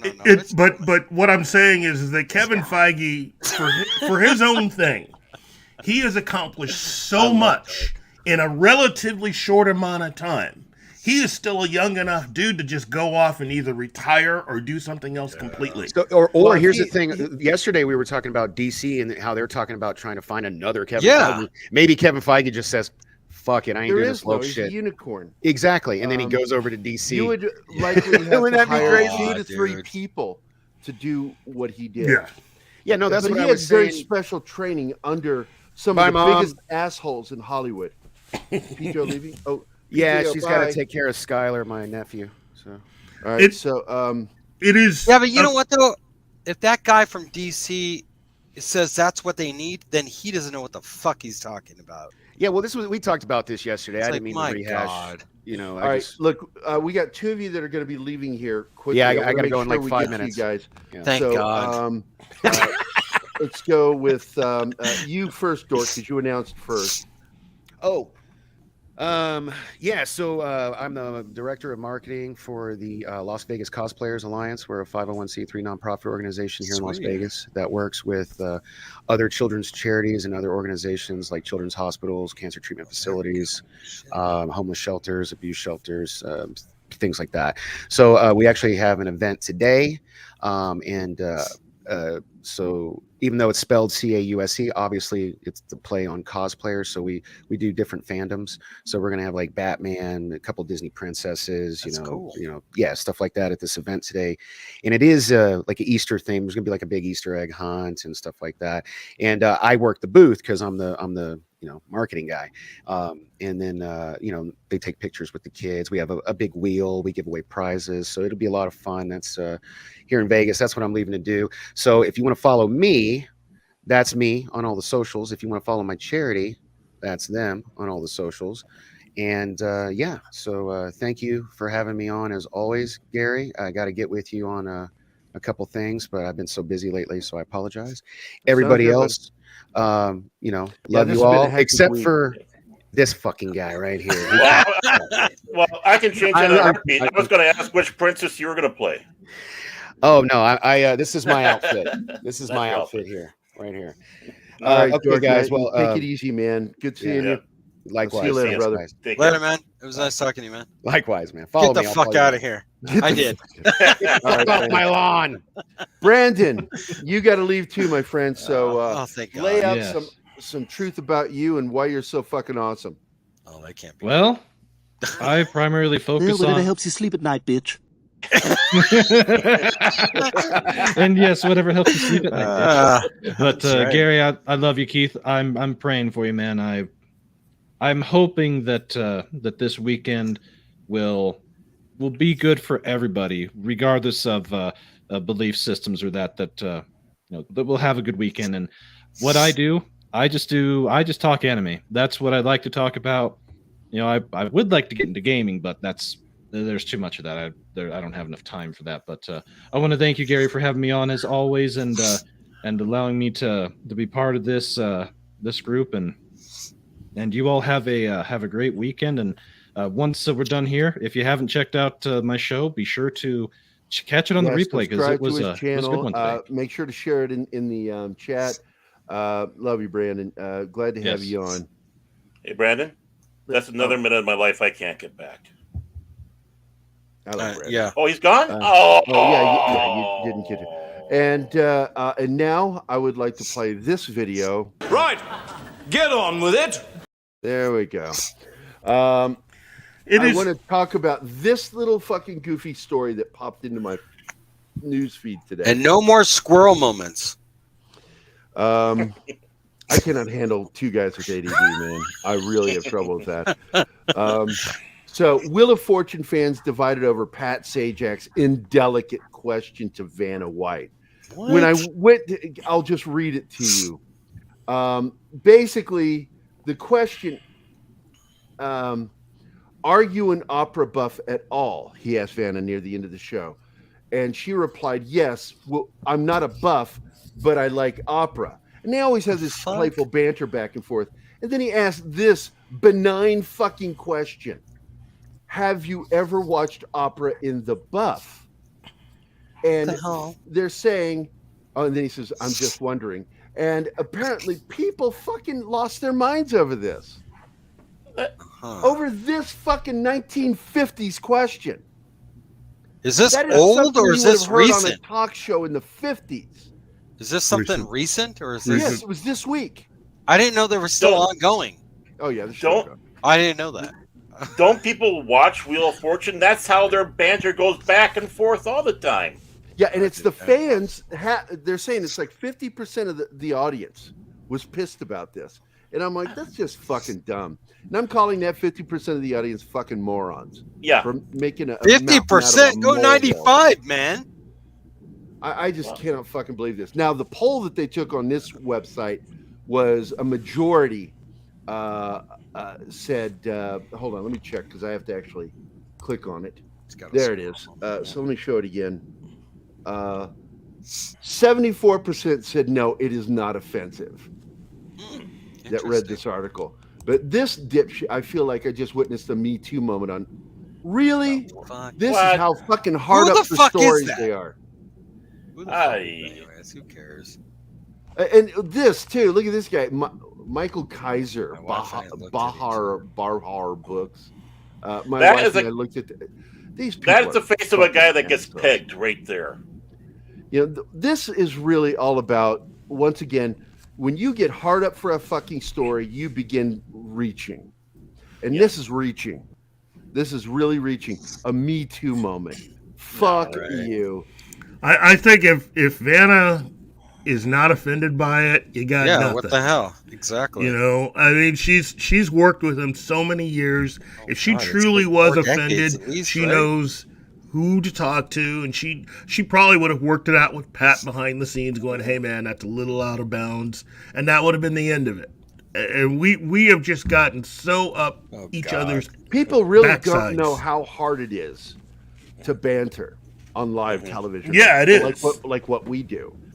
It's really hard to do it, and to That's do why it you for get a lot of people that to go. So I was like talking to a friend of mine last week, and you get a lot of people like that, and it's like watching what is it? This neat. Yeah, it's fun. Like good times. Good. Yeah.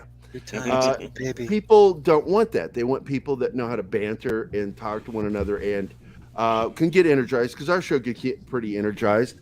Or I can just get irritated with the panel when they fucking keep talking over me.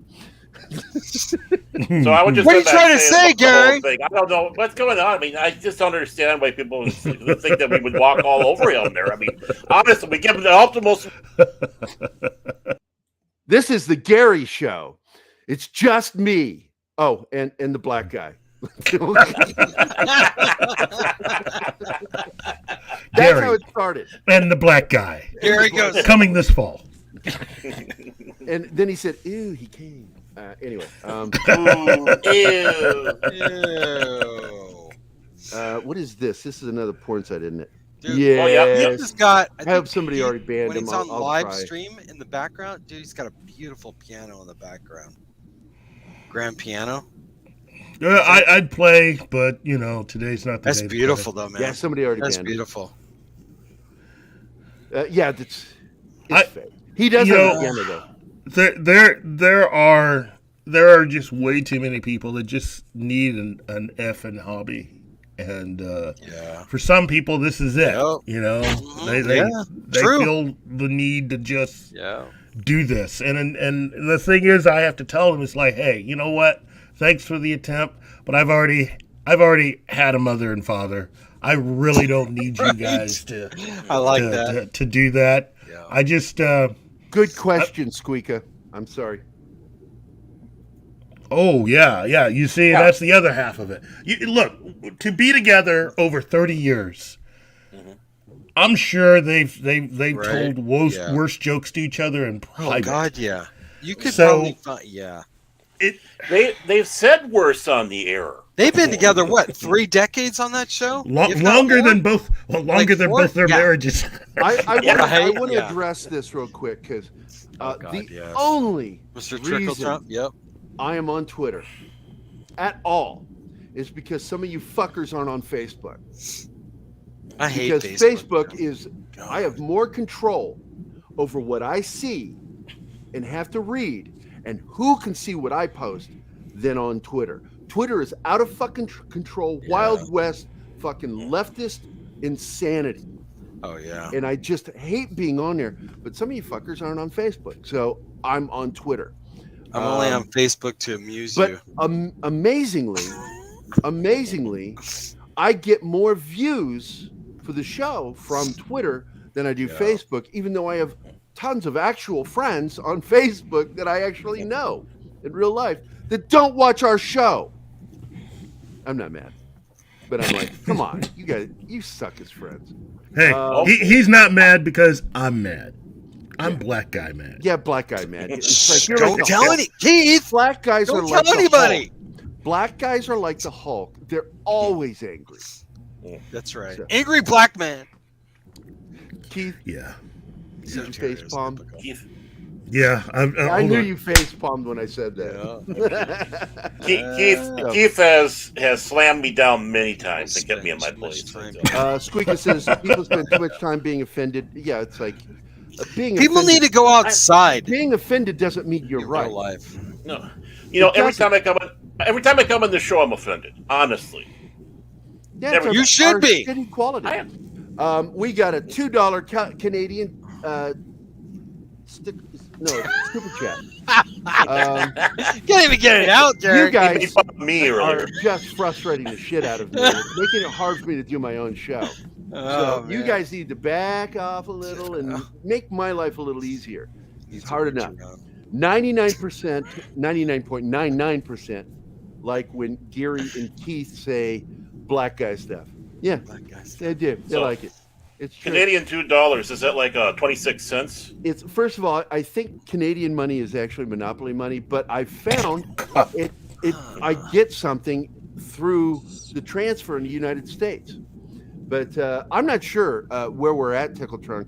How is the Canadian dollar compared to the U.S. dollar right now? Because I know, like UK, I think they're kicking our butt a little bit again. The British sterling is like I think it's back to almost $2 to $1. Yeah. No, it's not just inflation. It's Putin. It involves trade. Putin is war. It involves trade, the exchange, and the U.S. dollar. When we're doing, like, if Biden had been smart, the only political thing I'd said, open the reserves, and allowed for more refining. This wouldn't. The U.S. dollar would be in great shape, just for those two things.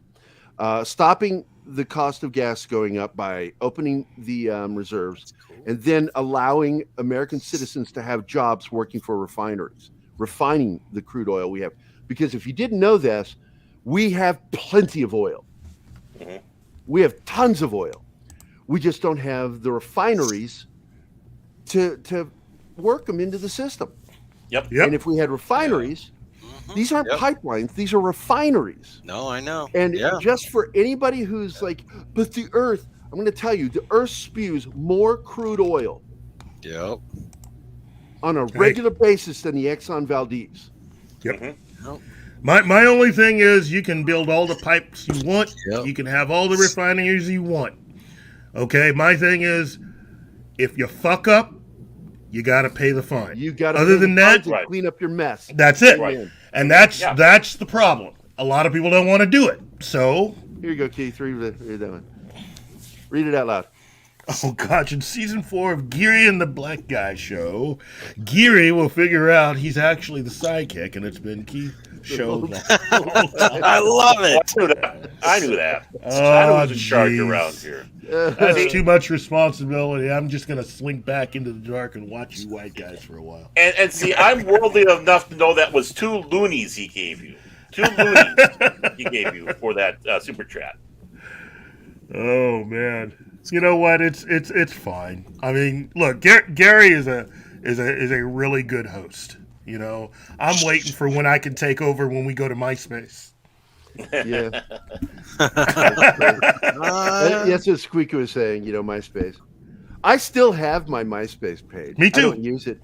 I don't use it, but thanks to you. You were the one who told me about the recovery thing. Yeah. And I tried it the first time, it didn't work. I tried it a third time a few months later, and it worked. Mm-hmm. It's still up. If you've ever had one and you never officially got rid of it, it's still there. I think I might, but I can't remember. I still have friends on that account that I don't want to be friends with anymore. I'm talking about real people that were in my life that pissed me off, and I'm like, fuck off, and I'm like, oh, they're still on my friends list. Got to get rid of those. Crude oil. I mean, one of them, I had to block on my phone. I had to block by email. I had to block them and all of their family that I was friends with. Wow. Because they weren't doing anything, but I didn't want that person to have access to me anymore after the way they behaved with me once.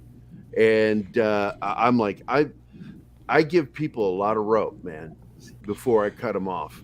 And you have to be a fucking idiot to cut that rope with me. And this guy did. Oh my God. It's like some of the stupid shit he said to me. First of all, I will share one instance. 2016. I just got home from the hospital, almost died. And I'm sitting there I'm laying there sleeping. And he calls me to rant about the red-haired guy. running for president. And red-haired guy. One, I don't want to orange hair, whatever you fucking want to call it. Gotcha. Orange man bed. Oh, gotcha. And like Earp. I mean, he's just yelling into the phone, and I'm sitting there trying to get a word in. I can't get a word in, and finally, I fucking snapped on this guy. I said, "What the fuck is wrong with you? I just got home from the hospital. I'm trying to sleep, and you called to rage about a guy. I've told you 20 times I don't want to talk about this. I don't like talking politics with you. You make it ugly and uncomfortable. It's like a rape. Stop it. Stop it." And, forcing me is what I'm saying. And I hung up on him, and he's never talked to me since. And I tried calling him. He hangs up on me. And then he threatened me by email. And I went, "Your first fucking email to me since the incident, and you threaten me. And you forget I don't give a fuck. You don't scare me.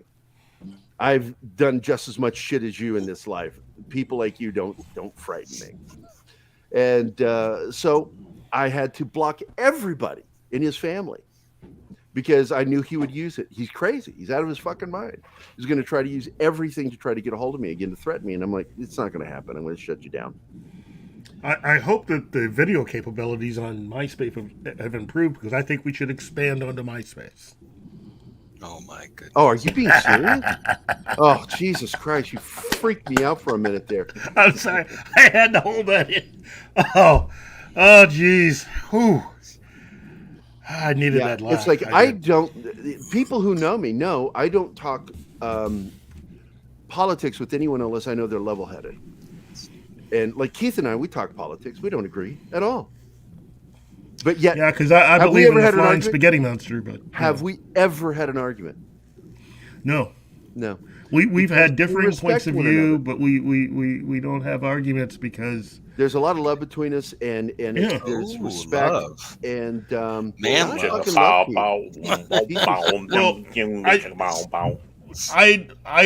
I've always respected the way that Gary has carried himself, and he's just fun to hang out with, Yeah, when I make my jokes, whether they be political or race related, he knows I say them in absolute ribbing fashion. I'm doing it to rib you. You're included in the joke also with me. When I make fun of somebody, I don't make fun of them. I use the Don Rickles method. I grew up on Don Rickles. Oh, yeah. That when you mock somebody, you're not actually mocking them. What you're doing is you're including them in the joke, not making them the joke, but including them in the joke. And they're part of it. He would have been canceled today, dude. Yeah, because people today, these fucking idiots today don't get it. They don't understand. No. I mean, which is why I joke all the time. It's like I've had people try to cancel me twice. They failed miserably because I don't care. I really, honestly don't give a shit. You can say whatever you want to me, and I'm just going, okay, we're going to post it, because I got the whole, did you say this? And they were posting my shit, and I'm like, yeah, that was me. Did you post this about me saying that? And I would share that. That's how little give a shit I have. Mm-hmm. I mock what they're doing. I think it's dumb. It's really fucking childish what they do. And well, I mean, Don Rickles tried doing some of his shtick not long before he died, and was like, the new generation just couldn't handle it. Dude, he is hilarious. Absolutely hysterical. Oh my God. Okay, that's a good one right there, Parrot. Good for your pleasure. I like that. Thank you. The thing with Don Rickles is, I think the only person that was even probably dirtier, the dirtiest person was really Buddy Hackett. Oh, yeah. And Buddy Hackett probably would not fly at all. My time.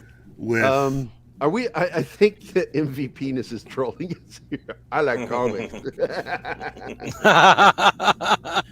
Good one. I like the Buddy Hackett's joke. We had to go to the urologist, and it's all mangled down there. He goes, "What do you do after you're done going to the bathroom?" I'm like, I wring it out. There you go. Hey, MVP penis, thank you for dropping in, man. Thank you for dropping in. Check out the latest issue of Little Lulu. Other things here. One of the things deals with the monkeys, and I thought it was interesting that this came up. This is on what magazine is this? Oh shit, I forget. The monkeys follow their artist. This is Fanfare. On that. It's medium.com. Medium. I don't know about them. But I do like this Head by the Monkees and Jack Nicholson, by the way. Mr. Jack Nicholson really enjoyed those Monkees. And I look back on that film, and I've watched it, I got to tell you, man, many times. Yeah. And it is really not the Monkees. It is like an absolute fucking acid trip. They shot it like an acid trip. And it is so fucking bizarre. But I know that the Monkees were getting into that shit, especially Peter Tork. Davey, I don't think ever got into it. Davey was the clean cut one. Well, you could tell by the individual segments that featured them what they were into and what they were doing. And with Davey, his segment was just a dance routine with Tony Basil. Yeah. I mean, that was it.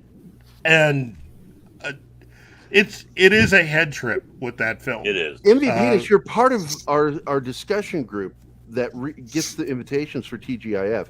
Saturdays, we weren't really going to start this as a panel show. It just sort of ended up that way because, well, first we got Brandon on here, and then others joined us, and it's just become another panel show. So if you want to be added to our Saturday show, you're welcome to. I will absolutely wreck you on some of the things you say, though. Just a reminder, you're great in the chat because it's just your voice. And I'm not going to attack you when you're in the chat for anything you say. But when you start talking about the Jon Favreau thing, I laugh that off because I know you're full of shit. Everybody knows you're full of shit because we don't say that. You say that we consider him the savior. You're saying that. Nobody else is. None of us. Nobody on the show has ever said that. Nobody Who's ever said that? None of you guys have ever said it. Not to my knowledge. What we say is that he is the best thing they've got right now. Yeah. So, he's working with what he can. You've got a beef with Jon Favreau, and I don't know why, or anybody who likes Favreau, and I don't understand that either. Because Favreau's a cool dude, man. Very likable guy, knows his shit. He's a nerd. But anyway, love you, man. I'll send you an invite for next week if you want to join us. They're afraid of me. Thank you. He's never going to have me back, by the way, so he'll have room. Oh, who are you? I can't have you and Dorkman on. That is just one of the most infuriating things. And I wasn't kidding when I said this is like two ADD guys talking and not knowing they're fucking live on a show about fucking whatever. And I can't get a word in edgewise. I'm like, Jesus Christ. I love you, Gary. I know. Well, look, as mean as I can get, I'm still funny about it. Hey, man, it's all good. It's all good. I couldn't be on here if I was that like sugar. Like, oh man, I'm like so offended. You hurt my feelings, and now I'm just like, I don't know what to do. Look, man, you've got one guy called MV Penis and the other one called Flaccid Phoenix. You guys I know. Combine your powers. I'm just terrified at the idea of the erection that would come out of that. and this segment of Pop Culture Minefield brought to you by Viagra. Try to get that Flaccid Phoenix up. Even the lovely Sherry is kind of fearful. Squeaka, you're such a sweetheart. God damn it. We love you. They should be afraid of... What is this with the afraid thing? I don't understand it. It's funny, but it's scary, but you still want to see it. Yeah, there you go. That's right. I mean, look, man, I'm not into looking at other guys' penises, but if you guys, if you join forces, I'd probably want to see that just for historical sake. Oh, man. Like a gay twin. Like a gay twin. That's true. That's true. That's true. And we all know I am gay for this show. I bet you are. And here we go. I'll make me go front and center right there. I'm gay. And this segment of Pop Culture Minefield is brought to you by we're reaching the end of this show. I'm winding down. You fucking Normie and fucking Dork wear me out. And people, I'm not actually joking. That shit wears me out because I'm an extreme introvert, and that like triggers that introversion thing and starts pulling fucking energy out of me to where Keith knows this. I will fucking go into a cave, my office, and just shut everything off for 2 or 3 days and not talk to people. Because I just absolutely, I'm self-energized. I don't get any energy from other people. And ADD Workshop absolutely is a energy drainer thing. And that's why I try to avoid it. It's like, I try to stop it. It's like, oh my God, stop before you kill me. I'm dying, kind of shit. But let's get back to the comments, see if anybody is saying anything interesting. Don't forget to like that comment. Thank you, Stream Elements. You never heard Filoni talk? I don't know what they're talking about. What are you saying? They're still talking about the whole, thing with Jon Favreau, and I think it's a silly thing to I like about. Jon Favreau. He's a likable guy. I don't understand. He's working within the confines that he's working in. He's given us more than anybody else has. He launched the MCU. Yeah, no shit. Exactly. And everybody forgets about that. He launched that, and he helped to launch the Orville. God damn. Did he really? And I've liked every independent film he's ever made. That's awesome. I'm a big fan of his independent work as a director, writer.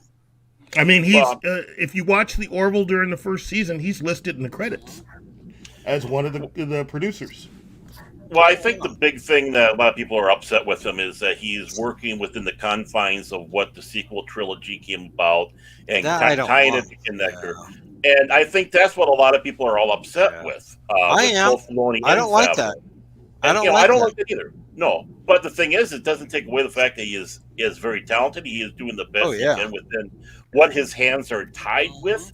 I would love to see it go a different direction, but a lot of people are just okay. That's it. That 10% that he does wrong or not doing right is what they don't. It's like I am very disappointed in that, and you bring up a very good point, and I that's my biggest gripe. Stuff too as well. I want to see it change the direction. They could really fix the trilogy crap, right? And they don't. And then they keep everything in such a small universe. Yeah, and I know it's not necessarily them. Yeah. It's coming down from the top. I know it's coming down from the top. But this is a huge galaxy, but yet we have Tatooine Minor, Tatooine. And the same people all coming together. It's like, this is about 150,000 light years across, but yet everybody is running into each other. Yeah, right. Exactly. It's just sad. Well, look at those three. Wait, who's the one? All four of them.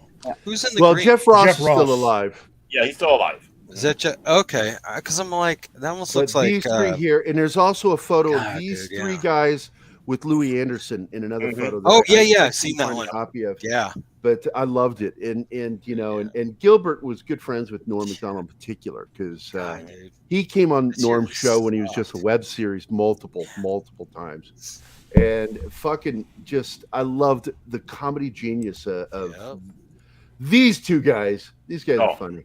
These two guys are comic geniuses, but I love this guy because he was just a very creative, productive guy. He directs a lot of stuff people don't even know he did. Bob Saget, a huge loss, and I do believe seriously, his corner report does not sound natural. Doesn't sound like he fell. No, the damage that done to his situation skull seems is very questionable. It all is, and that the family demanded that they make it private is really suspicious to me. Yeah. But Norm, fucking God, man, that guy's cowboy of comedy. That dude fucking didn't care. Rode the wild west of comedy, and fucking trolled the world by keeping his cancer a secret. Even his closest friends, nobody knew. Who was this? Norm Macdonald. This guy. Oh, really? I didn't. He died of cancer. He's been fighting cancer, and nobody knew it for about a decade. Yeah. Wow. When he got fat, it was from the chemo, and he told everybody fake stories about getting fat. That it was, he's just getting fat, eating wrong, funny. Eating bad food. Right. But the fact was that the chemo was causing him to gain weight. And no doubt. I just, man, that guy is a soldier, dude. I swear to God, never served a day in his life, but he still was a soldier in everything he did. Norm Macdonald is, because when I was growing up, my two favorite comedic people were Johnny Carson and Don Rickles. And then in 1989, somebody said I was doing a voice that sounded like this guy called Norm Macdonald. Well, I was talking like this, hey, and they said, you sound like Norm Macdonald. I'm like, no, I don't. Who's Norm Macdonald?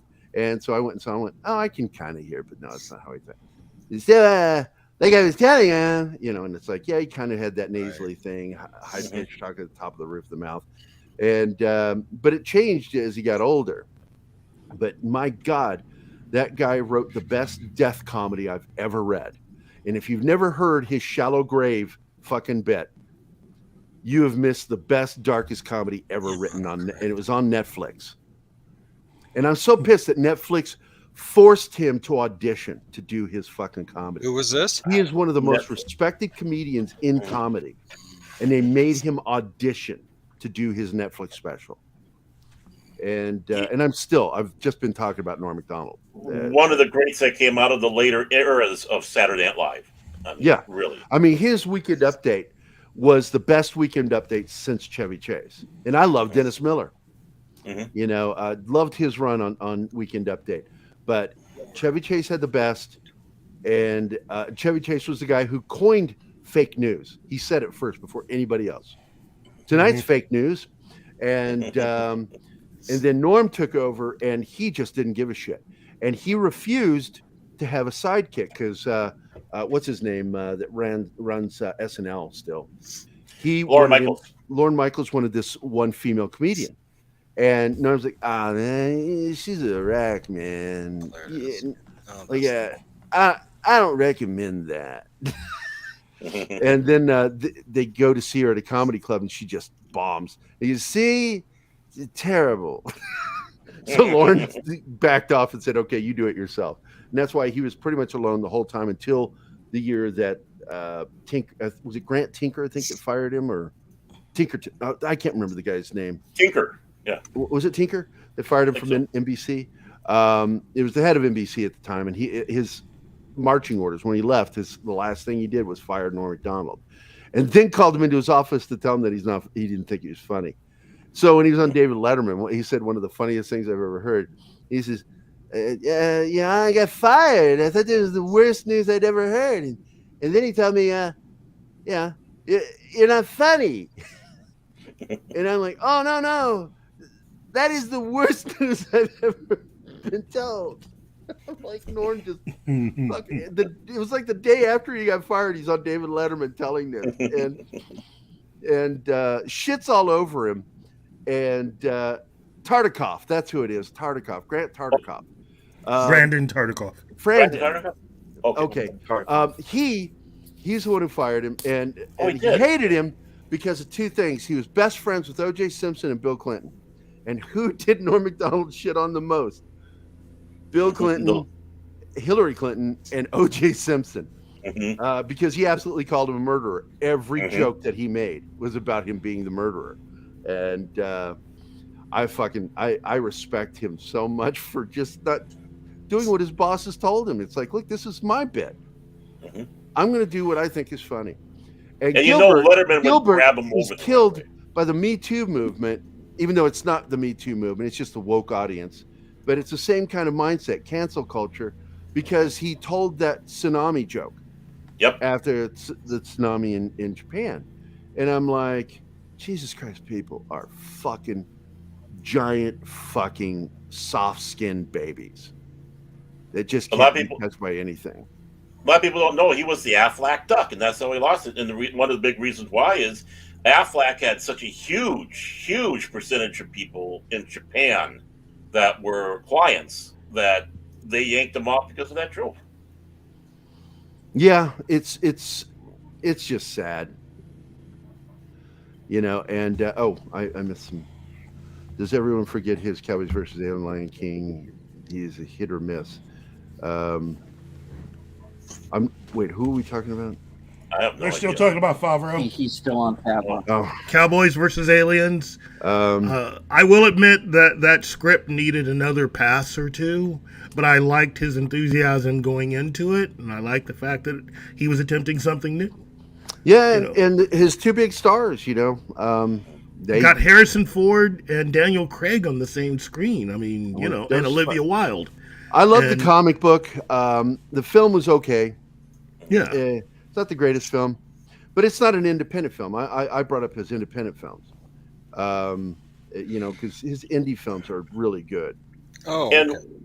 What creative person hits it out of the park every single time? Nobody does. No, not even Spielberg.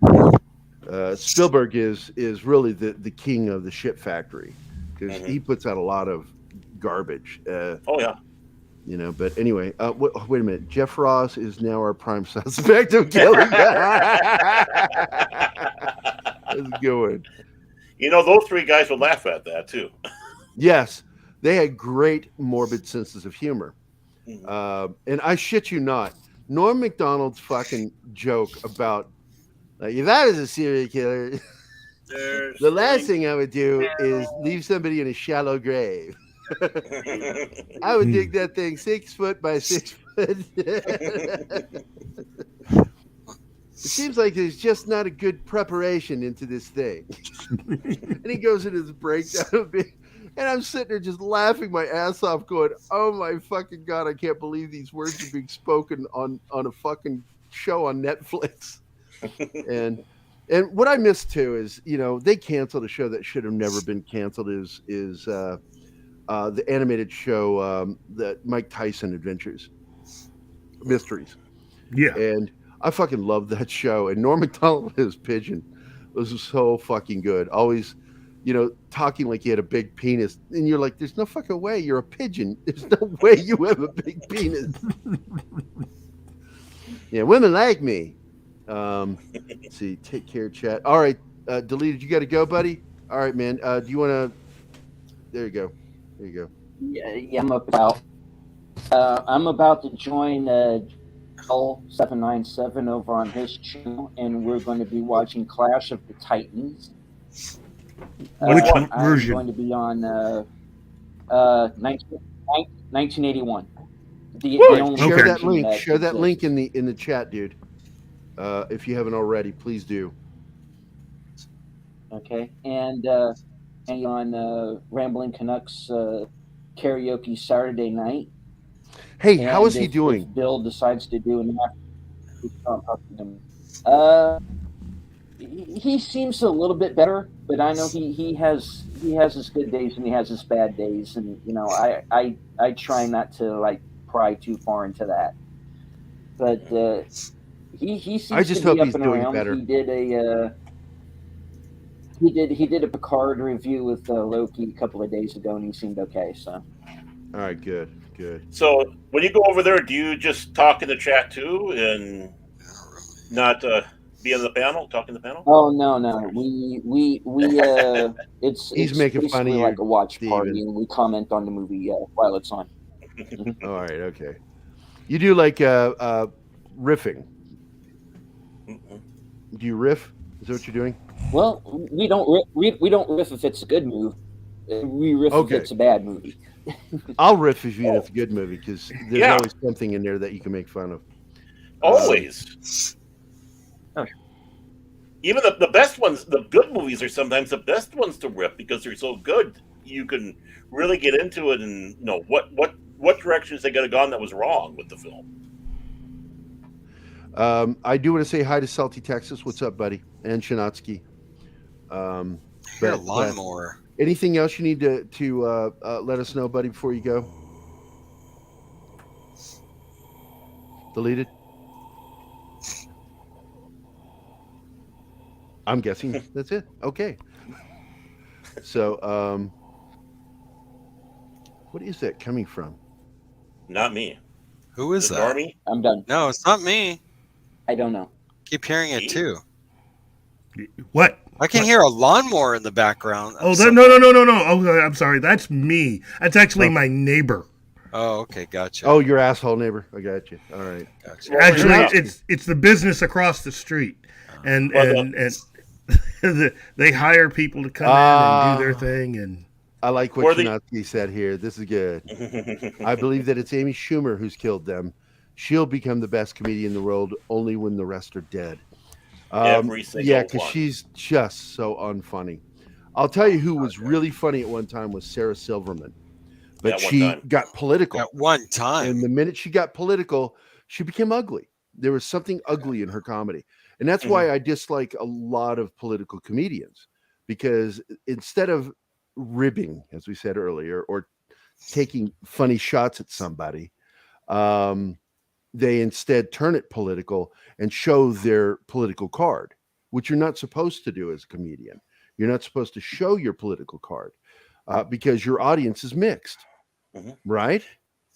And so since the insanity of 2016, a lot of comedians showed their political cards during comedy, and it's hurt their careers. And then they're like, why am I having trouble? I'm like going, when you insult half your fucking audience, this is going to happen. You know, it's sort of like that lady, what's her name? I forget her name, Keith, that with the comic books. We don't want to buy like my comic books. Don't buy them. Man. No. It's like, and then they didn't. So, you know, you say stupid shit in public, you're going to pay a price later. Well, when it comes around to doing political type, it's you have to be close to the satire, and everybody is. Satire is really good, but really, like Norm Macdonald, when he did the, oh my God, what was that? The when they do the press with the president. The press meets the president's there, and they always have a host that they invite. And the host they invited one year for Bill Clinton, and Norm Macdonald was terrified going up there. He admitted to it because he had made so many Bill Clinton jokes, but he was told that Bill Clinton thought the shit was funny. And I'm like, did you hear all those jokes? Because even though he wasn't political, because he'd make fun of anybody. Right. He found an easy target with Bill Clinton, especially Hillary Clinton. Like his favorite thing to do with them is anytime that Bill Clinton and Hillary were in a shot together, he would make a joke about how Bill somehow didn't want to interact with Hillary. You know, one of them was like, you know, like finding like Bill holding his arms out, but not towards Hillary, is looking for anybody to hug but Hillary. You know, and how much he hates his wife and all that stuff, and how he wants to. At one point, he even alleged that he wants to kill her. And I'm like, oh my God! And apparently, fucking Clinton loved that shit. And I'm like, there you go. He understood the ribbing. You know, these weren't political shots; these were jokes. You know, and so he delivered all his comedy there, and some of it was shitting all over Bill Clinton. And the camera's on Bill Clinton; he's laughing his ass off. He's not doing that that fake laugh. He's fucking eyes and cheeks red, laughing at this shit. Because Norm was a fucking genius. He really was. And I think Gilbert was too, but I think Norm was the best stand-up comic of the last 30 years. I mean, when it comes around to, like you're talking about with the political and all that, you know, Matt and Trey over at South Park, they do a job where nobody is safe over there. But do you remember back when Imus was doing that White House junket, and you know, it was Bill Clinton and Hillary Clinton in there, and he pulls out the files saying, "Hey, look, I found the lost files," and just I remember that. Imus had some problems, you know, and because he was not as sharp, and he was a sharp dude, but he was nowhere near as sharp as a real stand-up comic. I liked Imus. I enjoyed him. But you know, if cancel culture got a hold of him, you know, there you go. I don't completely agree with you, because I enjoyed Jon Stewart, even though I didn't politically agree with him. I got a kick out of him. I don't like him now, because now he's on. Anybody who gets on a soapbox politically, I lose interest in it very quickly, and I don't care if they're conservative. I just don't really. I don't like listening to politicians talk. I don't like when they're selling an idea. What I want to see is things getting done. I don't want to hear them talk. I really don't give a shit. I don't want to hear him go up. I haven't listened to a single presidential address since the 80s. Not one. The last one I listened to was Ronald Reagan. Well, technically George Bush is his one term. I did listen to his, and I fucking hated that guy. I fucking hated George Bush. Well, what we have here is 1,000 points of light. Gary, you're up point of light number 999. My problem with him is I was in the military, and all of us were pissed at him. we were pissed that we didn't finish the job. Mm-hmm. And 20 some years later, or 12 years later, we got to go back again. And we shouldn't have gone back. But the fact is, we needed to deal with Saddam.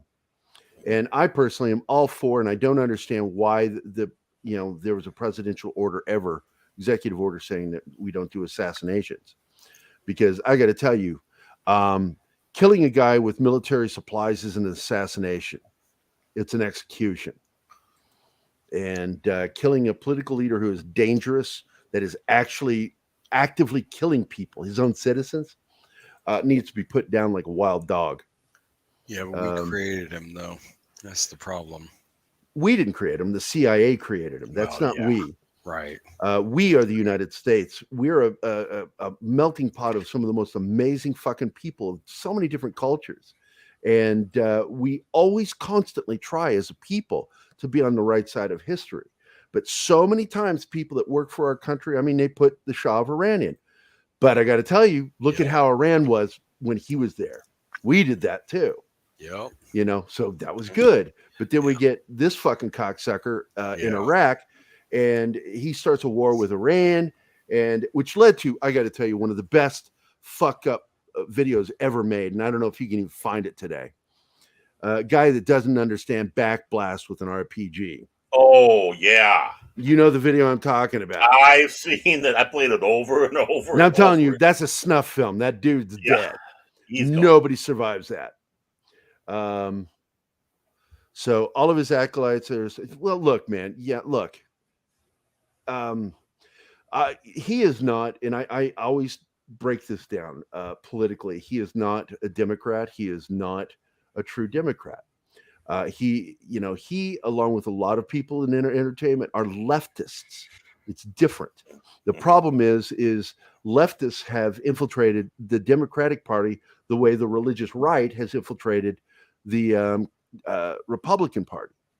And that's a problem for both of us. I mean, Barry Goldwater warned to watch out for the religious right. He did not like Pat Robertson. And he considered him one of the most dangerous men to the Republican Party. And the damage is done. That's why I'm an independent. Even though I'm conservative, I'm more libertarian.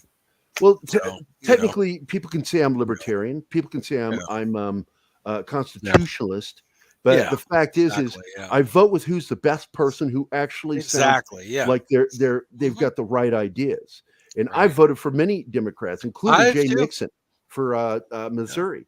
Biggest regret because he destroyed the Missouri Film Commission, made it part of Parks and Recreation, and we got rid of our tax credit for filmmakers.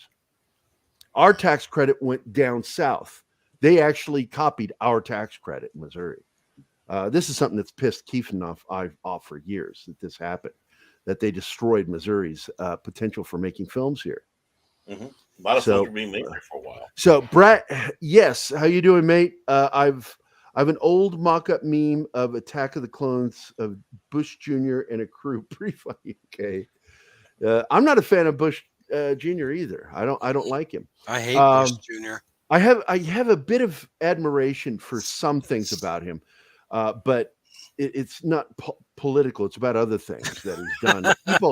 People really like to say that he's a moron. He's not a moron. No, he's really very fucking smart, and he has done and said some things that really impressed me. But while he was president, he's a terrible speaker. Yeah. And Will Ferrell fucking nailed it.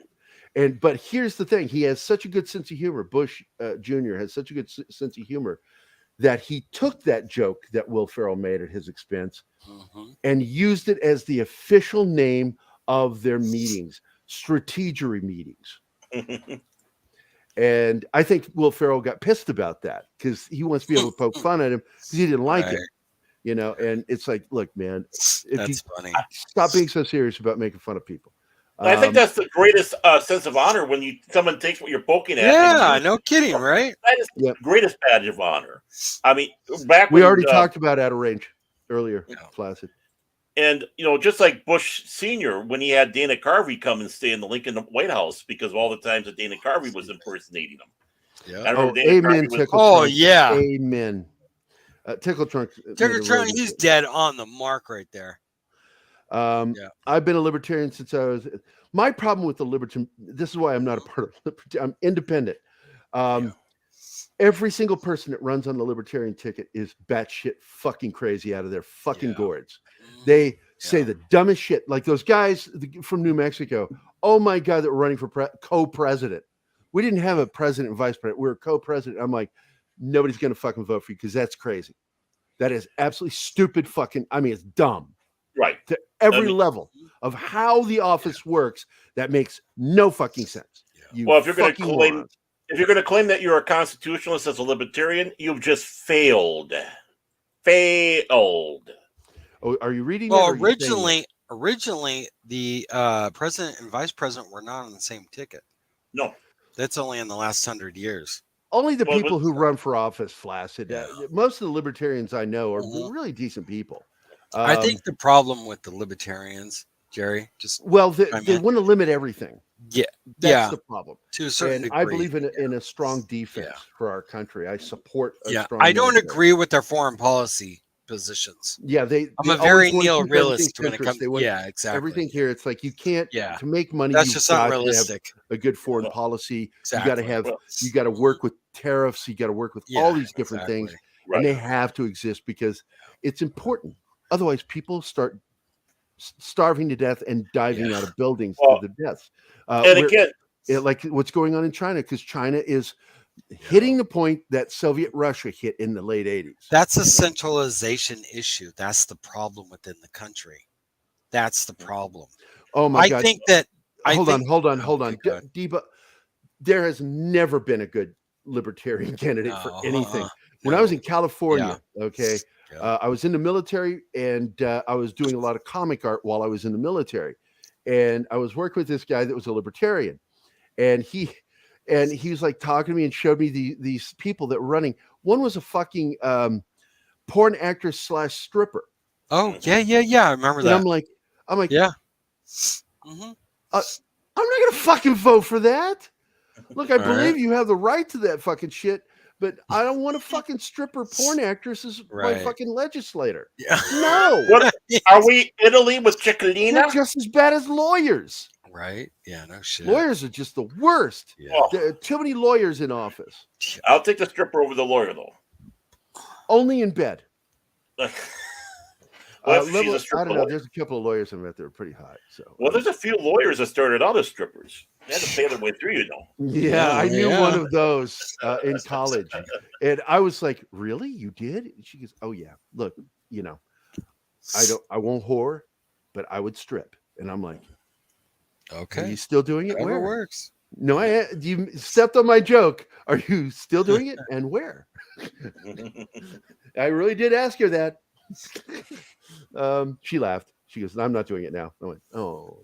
A lot of level-headed people generally agree 95% of politics, no matter what camp they're part of. We just disagree on approaches to the sun. Yeah, because this is why Keith and I get along so well politically when we talk, because in the end we agree on the conclusion of where we're trying to be. Yeah, we just don't always agree on how to get there. Right. And that's why a two-party. There's nothing wrong with that, though. No, there's not, because as it works right now, we currently have a two-party system. And it's a problem because we often end up voting for the lesser of two evils, rather than what we want to. It's sort of like, do we want Warner Brothers DC or do we want Zack Snyder's DC? Yeah. Well, gosh darn it, I'd rather have another DC, but if that's the only choices, I'll take Zack Snyder's. And that's how I really am, because I really don't like a lot of the stuff he did. Yeah. Yes, not great. Really bad lately. Yeah. And like I said, I know you're saying lately. That's the word that's getting me. Is just we need more strippers. I believe libertarians have been crazy.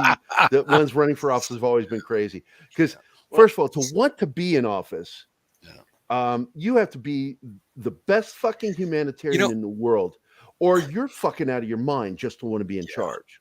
But I think also too, Jerry, the problem too with the Libertarian Party is they want to start at the top. And so they need to start at the bottom, and they need to have a cohesive messaging and a set of principles. And instead, they're all over the damn place. They think that they can run for frickin' Congress and the presidency. And it's like, look, man, hold on a second, dude. Flaccid, man, you were talking about a time when I had 2 fucking ADD guys in here. I was lucky to get anything. You know, if you got to complain about ADD, not this fucking show. ADD took over. I got to say what I wanted to say, which is it's a worthwhile show. Go watch it. It is Yellowstone and the fucking Twilight Zone all rolled into one. Looks it's interesting. Weird as fuck. It's wonderful. The acting is great in it. They're not afraid to show guys being guys and women being women, which is very reminiscent of Taylor Sheridan, who is, in my opinion, still the best screenwriter in Hollywood right now. So I'm telling you, just do it. Just watch the show. I'm not fucking triggered. I don't know. I think you're trying to trigger me. I'm like, it's like, if you're just trolling me, please stop, dude. Let's be friendly with one another and don't do that. Because I like you, man. And I just feel like sometimes you're just fucking poking me like a bear. And I don't like that. I don't like being poked like a bear. It just ended ugly for Jace's show. They had to delete that show because I went after his co-host because he got shitty with me. And he thought he was being funny, but I didn't think it was funny. I thought he was being dismissive. And I'm okay with having different opinions, but don't dismiss my fucking opinion. I have an opinion that fucking matters, and not just to me. Shinatsky, you son of a bitch. You jump in at the last minute. Yep. I'm talking about the show that Flaccid is talking about. This is what irritates me. You know, I'm getting derailed by the fucking chat because we already talked about it. We're done with it. We're moved on, and I want to end the show. And now I'm going to go back. Gary, real quick. Yeah. One rule of the internet, it's an important rule of the internet. Don't feed the trolls. If someone's starting to mess with you, you don't respond because then people will know they can get to you and then you'll get dogpiled. But I like Flaccid. And I just feel like now he's just fucking with me. Just to be fucking with me. And that's not a friendly thing to do.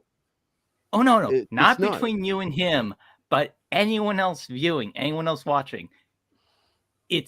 It sucks. I'm just letting you know. Yeah, we've talked about. Yeah, I know, Shinatsky. I know, man. Don't worry, Bill. We talked about it earlier. Purple gave her a quick review on it, and loved it. Loved the show. And I'm so just her description because I can't tell you because she gave me spoilers. What she described, Purple described of The Northman, is absolutely the kind of movie I want to see, and I cannot help but make comparisons to the original Conan the Barbarian movie, because this movie feels like that. Men fucking murdering each other, being brutal, because the Norsemen or the Northmen were fucking violent men, great at war. They're also very good at dying and feeling good about dying. When you have a culture that is okay with dying, that is a culture you need to be fucking afraid of, because they'll throw everything at you. And I'm so grateful Purple jumped on to talk about that. I mean, and you should check it out. I'm telling you, this is a good show so far. I'm not guaranteeing it's going to always be good, but the first 2 episodes that I saw, solid writing, good acting, weird shit, good science fiction-ish stuff going on, because I don't know if it's science fiction. I don't know if this is going to deal with, paranormal shit. I don't know if it's going to deal with aliens. I have no idea where they're going yet, but I want to see where they're going. That's the thing I like. Don't give me everything in the first episode by taking your helmet off for the audience to see that you mean what you say for another character who would have got that if you just said the right thing. Don't believe in what I'm telling you. Believe in my actions. That's all he had to say. And I'm talking about Halo. Fucking stupidly taking the helmet off in the first episode. They should have saved that to an important moment. Period. It was such a heartbreaker to see that. My God. And the effects and just everything is just so bad in that. Courtney is here. I'm super late, but I'm here to say hello and much love. We love you too, Courtney. We are getting ready to wrap up, but I'm so glad you're here. Please go back and watch some of the stuff because it was worth ADD theater was really rough. It was really rough. I left the show for a minute. I contemplated not coming back until ending it. Real quick, Gary. So vexed. Real quick. I wasn't quitting. I was just. Yeah. No, you were saying quick. real quick. Yeah. Real what do you quick, watch, Gary. Shanatsky? You know who else is following the Halo playbook? HBO with The Last of Us. They're already talking about how we didn't reference the game at all. I didn't like the game. I don't like like the the game either. I love that game. I was like, shit. I played it. I finished horrible. it in 2 days. I finished the game in 2 days, and I'm like, and I thought this was going to be something amazing, and it's not. I wasn't on some emotional adventure. I watched The Walking Dead. It's a better program than that is a game. So no thanks. And I'm zombied out, to be honest with you, and I think a lot of people are. Oh, it's like God, we need yes. a 10-year break. I'm from so zombie burned out on it. Oh my God. I never got into zombies. That's the thing. Well, so burned wait a minute. We're talking about shows. You're talking about necrophilia. Stop it.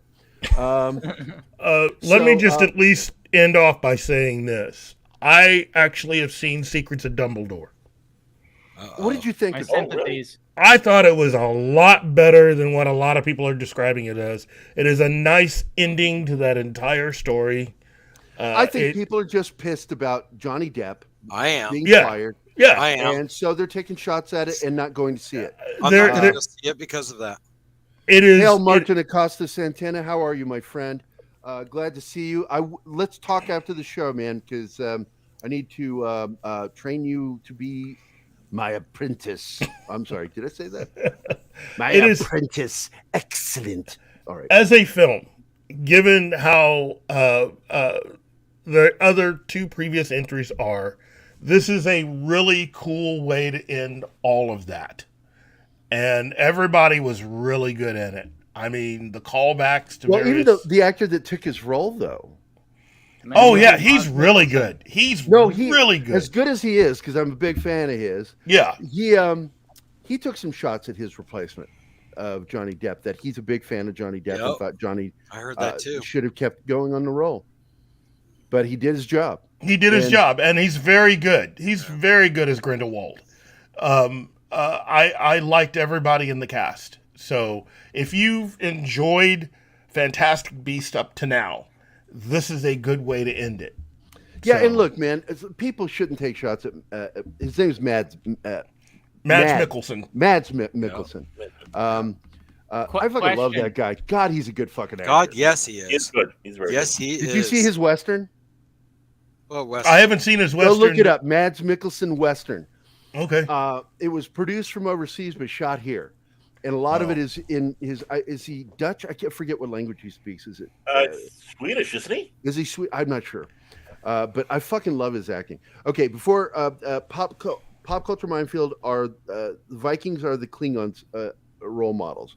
The Russians were too. Yeah, they were. But definitely the warrior mentality comes from the Vikings. Mm-hmm. It's clear that way.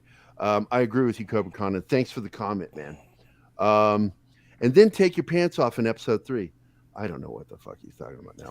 Zach, are you taking your meds? Yes, I'm zombied out too. Squeaker agrees. I think a majority of people that I know are zombied out. It's like, let's give the zombie genre a fucking break. 10 years and bring it back. It's like they did with Doctor Who in the 90s. It's just too much. Just too much. You know, yeah, it's just every time you turn around, there's a zombie. Like when you go to Netflix or what is the free one, Tubi and those other ones, they buy a lot of Netflix did a zombie TV show. Well, they did was it Japanese or Chinese? Korean. I don't know what All it was. All of Us Are Dead. It's a South Korean. It was horrible. Well, I like the Train to Busan because that didn't feel like zombies. That felt like a virus that took over the bodies. But when you go to the other film, there's this one that takes place in during the feudal period, like in the 1500s. Kingdom. Fighting. Kingdom. I found that one interesting. I got bored with it really quickly because the whole zombie thing bores me. Mm-hmm. It's a real one-trick pony kind of storytelling. Yeah. I never could understand the popularity of it all. I mean, I know that. I think I think it was because people were comfortable and kind of stuck in the drudgery of their everyday existence. If you think about zombie apocalypse, everything resets. So suddenly you're freed of all your obligations and responsibilities, and all you need to do is survive. Yeah. It's just survival. Or even, what about that movie that, the one where they were fast moving zombies? That's a lot of them. Are you talking about 28 Days World War Later? Z? World War Z 2 as well. That was horrible as well. I saw it more of a vaccine or I don't know. It was weird. It's just like, okay. I don't wear pants for the show. Why do I have to? All you're going to see is pants from the chest up. The only problem is when the dog starts digging down there, and I'm like, stop it. Well, I mean, it's kind of like how they wore out vampire films and vampire stuff, and they didn't deluge the public with them. Too. Yeah, between 1960 and 1975, there were so many fucking vampire films that it eventually just went to C movies. I didn't mind the Anne Rice stuff, and that stuff is coming out in AMC. Well, that's the resurgence library of vampirism in cinema. Yeah. That's where because I'm not looking Anne forward Rice. I'm a big fan of Anne Rice's books. Oh, I am. I read I'm not looking almost forward all to of it. them except for the last two. The forward last two to I didn't read. It's under But- AMC. They've done pretty good. Here's my problem. They're completely altered Lewis as a character to be progressive. Oh, So Louis. now he's a brothel Louis, owner yeah. because we have to cast the black guy. So he can't be a plantation owner now because we can't have people that are slavers, even if it's in the 1800s. Yeah, I just. Yeah, I know. Yeah, it's. But the thing is, I get so her bored son with is the race helping. baiting, race swapping that Hollywood does Yeah. because it is not there to help anybody. It's not, except for them. It's to help them, make them money, get those check boxes, and get advertisers. And it's eventually, and we're already seeing it. It's going to go away because they're getting caught, getting called out for it. Look at JJ. Fucking AT&T's like, no, not gonna do that. You know. And the one that pisses me off the most is fucking Claudia, because the point of Claudia is she does not get to Claudia even who? puberty. She's a little girl Interview. forever, and now they've made her a freaking teenager, which voids the point because she can basically pass for an adult, a young one, but she could pass Yeah, she was. for one now. What was she? Between 9 and 12, as I 9 recall in and the 10, book. I thought she was. And I in thought the she was film, 10. they hired a girl that was Dunst, and I think she was 12 or Dunst. She was- 13, but she she was looked really young. younger. God, And- Yeah, she was like what, 9 or 10. It's been a while since I gone over, but I the think- whole point of it is that she starts to mature, and she gets extremely unhinged because basically her mind isn't where her body is, and she is resentful because she can never grow up. Well, that's what leads to demanding that Louis help make a vampire for her, a woman, as a companion. And it ends up, sadly, it ends up the way it does. You know, spoiler alert. They get put in a well, and that the sun goes straight over. And as punishment, well, Louis is spared. Claudia and her teacher lady from the toy store gets murdered. She's and a that's the wonderfully horror behind tragic character, and they're going to fuck it up. Sorry. Yeah, I mean, it's a wonderful horror aspect of that. You know, being this adult mind in the child's body, and you're not alive, you're not dead. Going through that time, I mean, think of the psychological, psychosis, thriller element of it, the horror element of it, amongst everything else. And now, like you said, you destroyed it. It's destroyed. Yeah. Now I'm going to show you somebody who I thought was brilliant in this film that I don't think got the accolades he deserved. Hey, Gary. Because he was the villain of the film, even though a lot of people thought that. What's his name? I just forgot his name. Louis? Tom Cruise's character. Lestat. Lestat. They thought Lestat was the fucking villain, monster. but Lestat is actually that anti-hero character. He's not a villain. He's not a good guy. But this guy was the villain of that film. And he is a brilliant fucking actor. God, this yes. guy is That was so great. fucking good. Yeah. And the scene where he mimics Louis in the alleyway is one of my favorite moments in movie history. where he mirrors him. It was a great does all of his scene. movements. I'm like, Just oh a my god, great that was scene. so Oh, creepy man. the way he did it too. Yeah. There was nothing friendly or merry about it. And my other issue I have is just from what I've seen men, Oh. they're not the hottest men. They had like Brad Pitt and Tom Cruise at their prime in the at their prime. I got to tell you, I'm looking forward to this fucking movie. Oh, too. I want to see this too. The Count Dracula with Nick Cage Yeah. is going to be fucking balls out crazy. I know it is. I fucking love people, even his worst movies. Yeah, there's are always good. something enjoyable about him in Yeah. that fucking movie. Yeah. Nick I'm a Cage is vampire. somebody to be He's watched. a vampire. Yeah. Now we all knew why he was making bad movies. Yeah, we know. Yeah. You know, we were trying to guess, and it was bad. We made bad jokes at Bruce Willis's expense, unknowingly, unwittingly. But with Nick Cage, I recognize why he had to do what he did, because he lost millions of dollars. He was nearly broke, and he started taking on these roles to pay taxes and to have money in the bank. He was broke. And I am really looking forward to this Dracula film with him. He's emerging out of this, where he's going to come back to where he was and have more of appreciation for what he has because of what he had to emerge out of. Right. I'm sorry, You Bill. think that? I would like to. I really, I have had fantasies about Sandra Bullock since I first saw her, but I don't give two shits what she wants for Wolverine. She doesn't count. She's not a nerd. She's geeky, but she's not a nerd. So, well, you know what's scary about Nick Cage as Dracula? With a little more makeup in certain areas, he looks like the freaking Joker. Almost. Yeah, he's easily one of those guys that could have played him. I'm going to tell you, what was that? Something of Wonderland, or that he did that horror film where he doesn't say one line in the movie. Oh, that's Wonderland. Yeah, that's a fun movie. I fucking love that film. I love that fucking movie, and I will say that Force of Nature is good. That movie is better. It's in my opinion, it is really his best film that he's done, because it's just pure acting. There's no dialogue. It's just him performing. And I just love that entire fucking movie. And they beat that game to making its movie, because they kept dragging their feet for years. Something at Freddy's. Five Nights at Freddy's. Five Nights at Freddy's. Because I'm telling you, I played that game and I thought it was boring. He made a better film than what that game is, and any film they could have made of it. So I hope they never make their film, because his is better. There is one more tie of Nicolas Cage to vampires, which you may not be aware of. Shadow of the Vampire. Yes, I am. Which I know was that film. The film about the making of Nosferatu, as a fictionalized thing that he got an actual vampire, produced by Nicolas Cage. Oh wait, you're John no, he's not in that film. He produced it. Yeah, that's what I'm saying. I just said he produced. He was in a vampire film, though.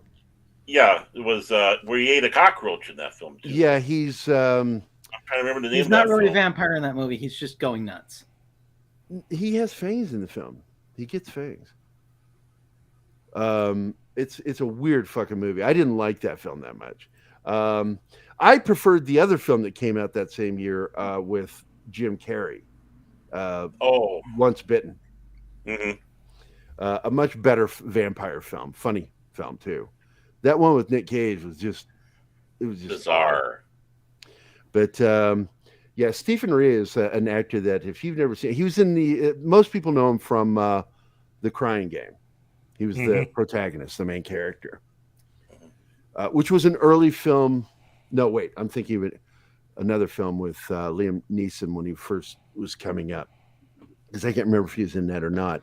But there was another film that dealt with the IRA that he was in, and Liam Neeson. It was called A Prayer for the Dying, and Liam Neeson had a bit part in the film. Very good, solid film, but that was his first big film, was Kiss for the Dying, not the one I was saying. Let's see. Going to be a hot summer for Nick. Yeah, I think so. It's going to be a good year for him. I think it's going to hurt him a little bit, because I don't think they're going to include him in the MCU. we've heard no rumblings of that, and I feel bad about that because I think he did a solid job, and I feel like they should have given him a nod. Leaving Las Vegas, tough film.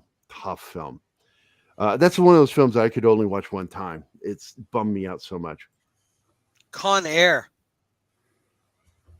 That's that's Davis, the one that played the. He plays a working girl. Yeah. Shamali, as a lot of my gay friends call them Shamalis. That's where I got that from. Yeah. I'm like, what the fuck is a Shamali? I said, also quit acting after Stargate. Yeah. Well, look, Davis was weird. Mm-hmm. Davis was weird from the get-go. It's like that he left making films didn't surprise me because what's he going to do? You know, I'm not saying he's a one-trick pony, but he's a one-trick pony. Mm-hmm. He plays glamorous really well. I mean, he did a good job in Stargate, but yeah, well, he's still playing glamorous. Yep. Only just saw Pig and thought it was brilliant. That film bummed me out so much. I was like, it was such an unhappy film in so many ways. But, you know, justice is justice. So, you know, I have to run. Squeaky, it was good having you. I'm going to end this shit right now. I'm finally at the end of the chat. God, I didn't think I was ever going to get at the end of that. What's this? Kelly Sue DeConnick. What's this about? The joke I always make with Nick Cage is that he never got over that amazement about being a movie star, and that's why his career went the way it is. Nick, they want you to. This is the one that said it. This piece of shit. Nick, we want you to play a sorcerer. I think, you mean I get to be a sorcerer? I get to cast magic? Awesome. Yeah, he was sharing. You want to get the script, Nick? No. Kelly Sue DeConnick. Let me share it again. This person. That's the one that said, God, if you don't like my comics, don't buy my comics. God, dude. You know, and I bet the publisher was so happy she said that. Especially the investors in that company. And she looks these every woke ass fucking she people looks... don't care. All they care about is that they get their paycheck. And this is something Keith and I have talked ad nauseum about is Kurtz, all these fucking assholes think that everything they're doing is success because they got a paycheck. Yeah. They don't give a shit. They don't care if the project makes money. They only care that they get paid. Yeah, but the executives are at fault too for that. Yeah, because they allow every single executive who hired these pieces of shit. Exactly. Are to blame. And the people that are ahead of these businesses too. You allow these. Well, some of the investors were finding out that investors with Disney, there are investors with Disney that are going along with some of this crazy shit. Exactly. And I do believe that they're planted. I just investors. don't get it. These aren't regular investors. I think they're planted investors. Gary, I don't even get it. I don't understand it. How they can allow, you know? I just don't get it. Investments. Look up BlackRock Investments. That the guy who's in charge of that is one of the key person responsible because he has what's referred to as the ESG. So he's a plant investor. Okay, yeah, all right. I'll look it up after. He's in charge of the investment firm. We can talk about it after the show. One of the things they use is the ESG score to determine if they're going to give loans or not. Let's talk about it after the show. I want to talk about it after the show. Gary. Okay. Yeah. So, I want to talk about it after the show. Everything we got to say right now. All right. I want to end the show. Okay. I'm done. It's 2.5 hours and I've got to piss like a Russian racehorse. Oh, thank God. You're cutting into my piss time, motherfuckers. God damn it. Vampire needs to end. I want to thank everybody for being here. Thanks everybody for the chat. Flaccid, you know I fucking like you, right? Though I get aggravated. He's fucking lying. That you're trolling me. I like you a lot. I love your show. I like the banter between you and your partner, and I like a lot of the shit you say. I just call bullshit on the whole glorifying Jon Favreau. I think that's bullshit. We don't do that. Talking about somebody, we don't talk any better about him than we do anybody else. Oh yeah. Period. And so you can call that on maybe somebody else, but you can't say that to anybody on this dais. This dais. But we love you, man. And I want to thank everybody. Sherry, all you guys, Bill, just Squeak it. God damn it. Brett, all you. I wish I could see everybody's name, but I'm not going to scroll all the way through it. I've got to go. Thanks, everybody, for being here. look forward to seeing you guys on Thursday. Oh, well, actually, Wednesday with Steven and I, Thursday with the Scoop Zone, and then Friday with TJF, and then repeat of this show next week. And it's Hamada something. I don't know what. It's Geekosity's big one. Oh, shit. Warner Okay. Brothers Discovery plans to replace DC Films president Walter Hamada. About There darn we go. time. Yeah, we're kind of talking about this. There we go. All right. Thanks for coming, guys. Look forward to seeing you next time. God bless. And Later. Atheist bless. I don't care. Just have a happy life. Bye, guys. Hey guys, thanks for watching Pop Culture Minefield. If you've enjoyed the show, please remember to like and subscribe, and don't forget to hit the bell icon. Remember, you can find us at Pop Culture Minefield on both Facebook and Instagram. And Twitter. Thank you again. And our website is popcultureminefield.com. It's a real website. There's stuff on it. I write stuff on there too. I blog. Yeah. You right? Yeah. Thank you, Frank Rose. Bomb Diggity Yo.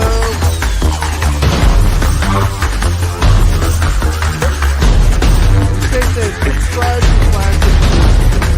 That is a great fucking show. Not watching this show. Thanks, guys.